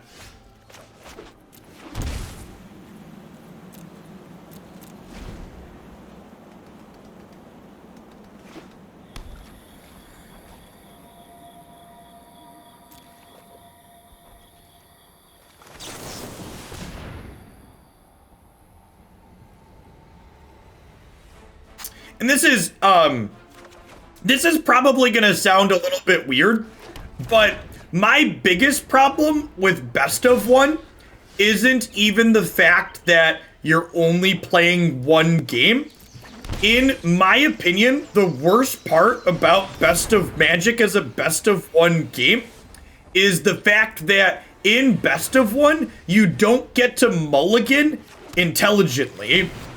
Not only is sideboarding important in Magic, but the fact that, like, at least in games like Runeterra and Hearthstone and even Mythgard, you have information about what your opponent is doing before the game starts. And, like, in Magic, you don't have any of that, right? There's no free information game one, basically.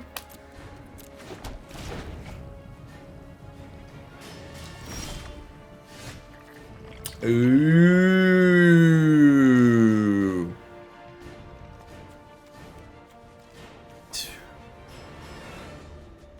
Do I just draw 3? Nah, I should totally Nissa first, right?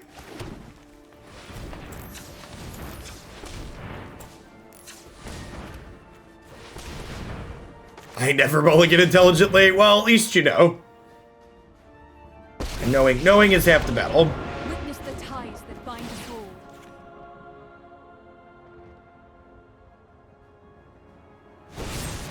So, wow, fuck you, Magic Arena. So, I was about to say my opponents made a very big mistake here by killing my Nissa while I have another Nissa in hand during my main phase, but Magic Arena did not give me a window to float mana from these lands. So I guess we'll just pretend my opponent sequenced properly.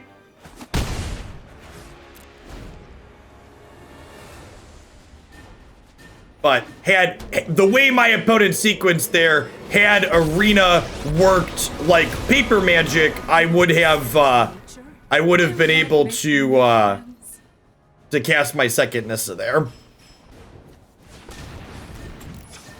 which is kind of frustrating.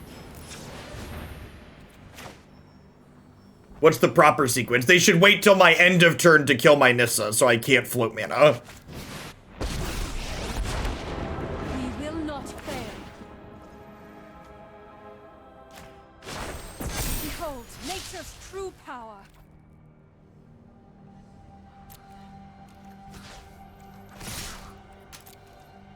Or mid-combat, yeah, just any point other than the point that they chose. No, don't do it in my main phase when I can cast a second Nissa. Every day is a new mutation. Thanks for the follow. I can help you no longer.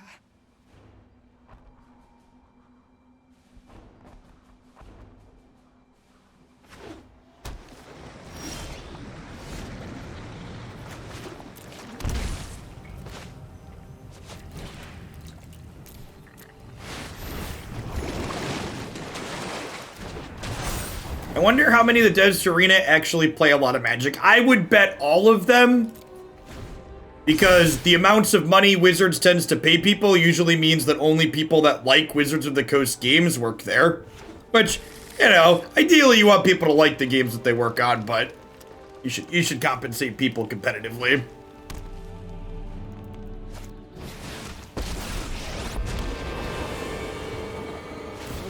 Yikes. And away you go. I call, and Emeria answers. Alright, I think we're done here, huh? That's a pretty good draw. Does that mean we're not done?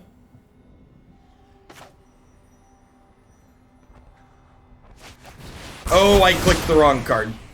Now we're done. Yeah, I think I want some counter spells because they're more controlling. I also think the Aether Gusts are good.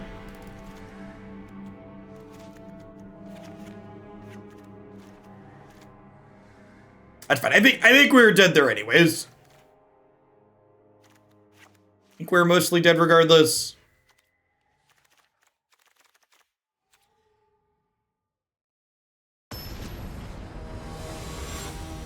I could have Nissa into Teferi, but with them Hydroid Krasising and having an active, 2 active planeswalkers.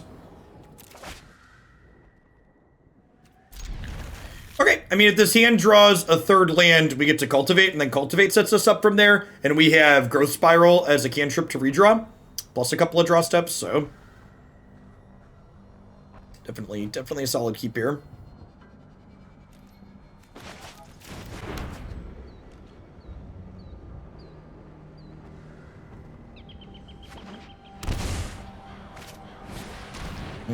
Gonna lose Cultivate here, most likely. Hopefully we just draw a bunch of lands to punish them attacking that.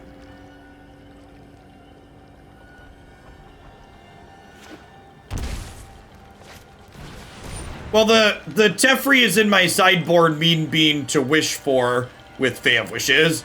So by leaving Teferi in my sideboard, it's like I have 3 extra copies of it. So I didn't board Teferi in because I want to see it more often.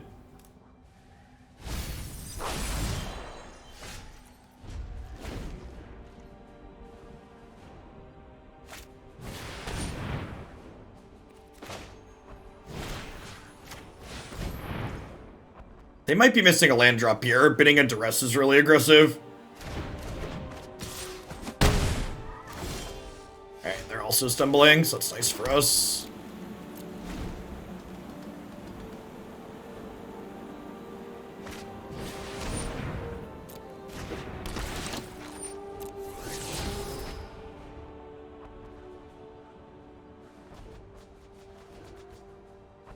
All right, if we're running lands here with the second one being untapped, we get to this the next turn.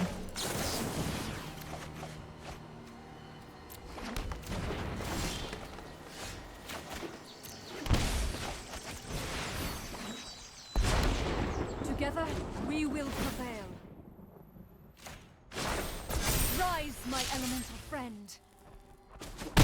We have not seen a Citadel out of the opponent, no.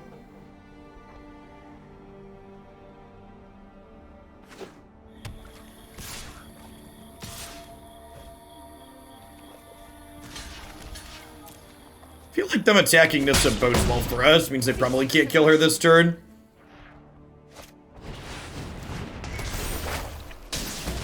Weird. Must go.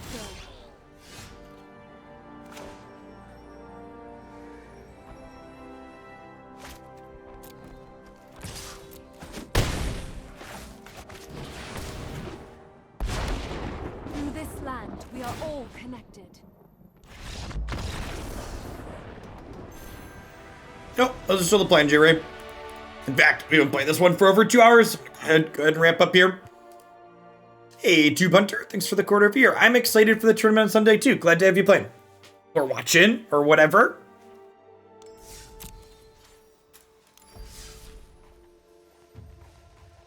This felt pretty reasonable, all things considered. Turn 3, Wrath of God is pretty good. We got to Vorinclex into different Planeswalker ultimates at different points. We unfortunately did not get to unlimited Jace Cunning Castaway at any point there, but We never Fae of Wished for Fabled Passage, so you could probably get rid of this in the board as being too cute. I think I might want like one more land in the main deck here. I could see that.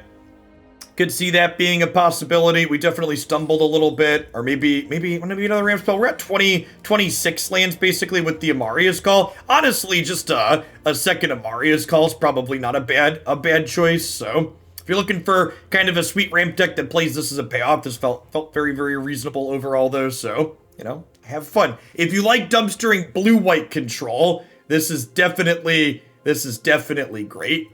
Yeah, I see the reminders to restart Arena.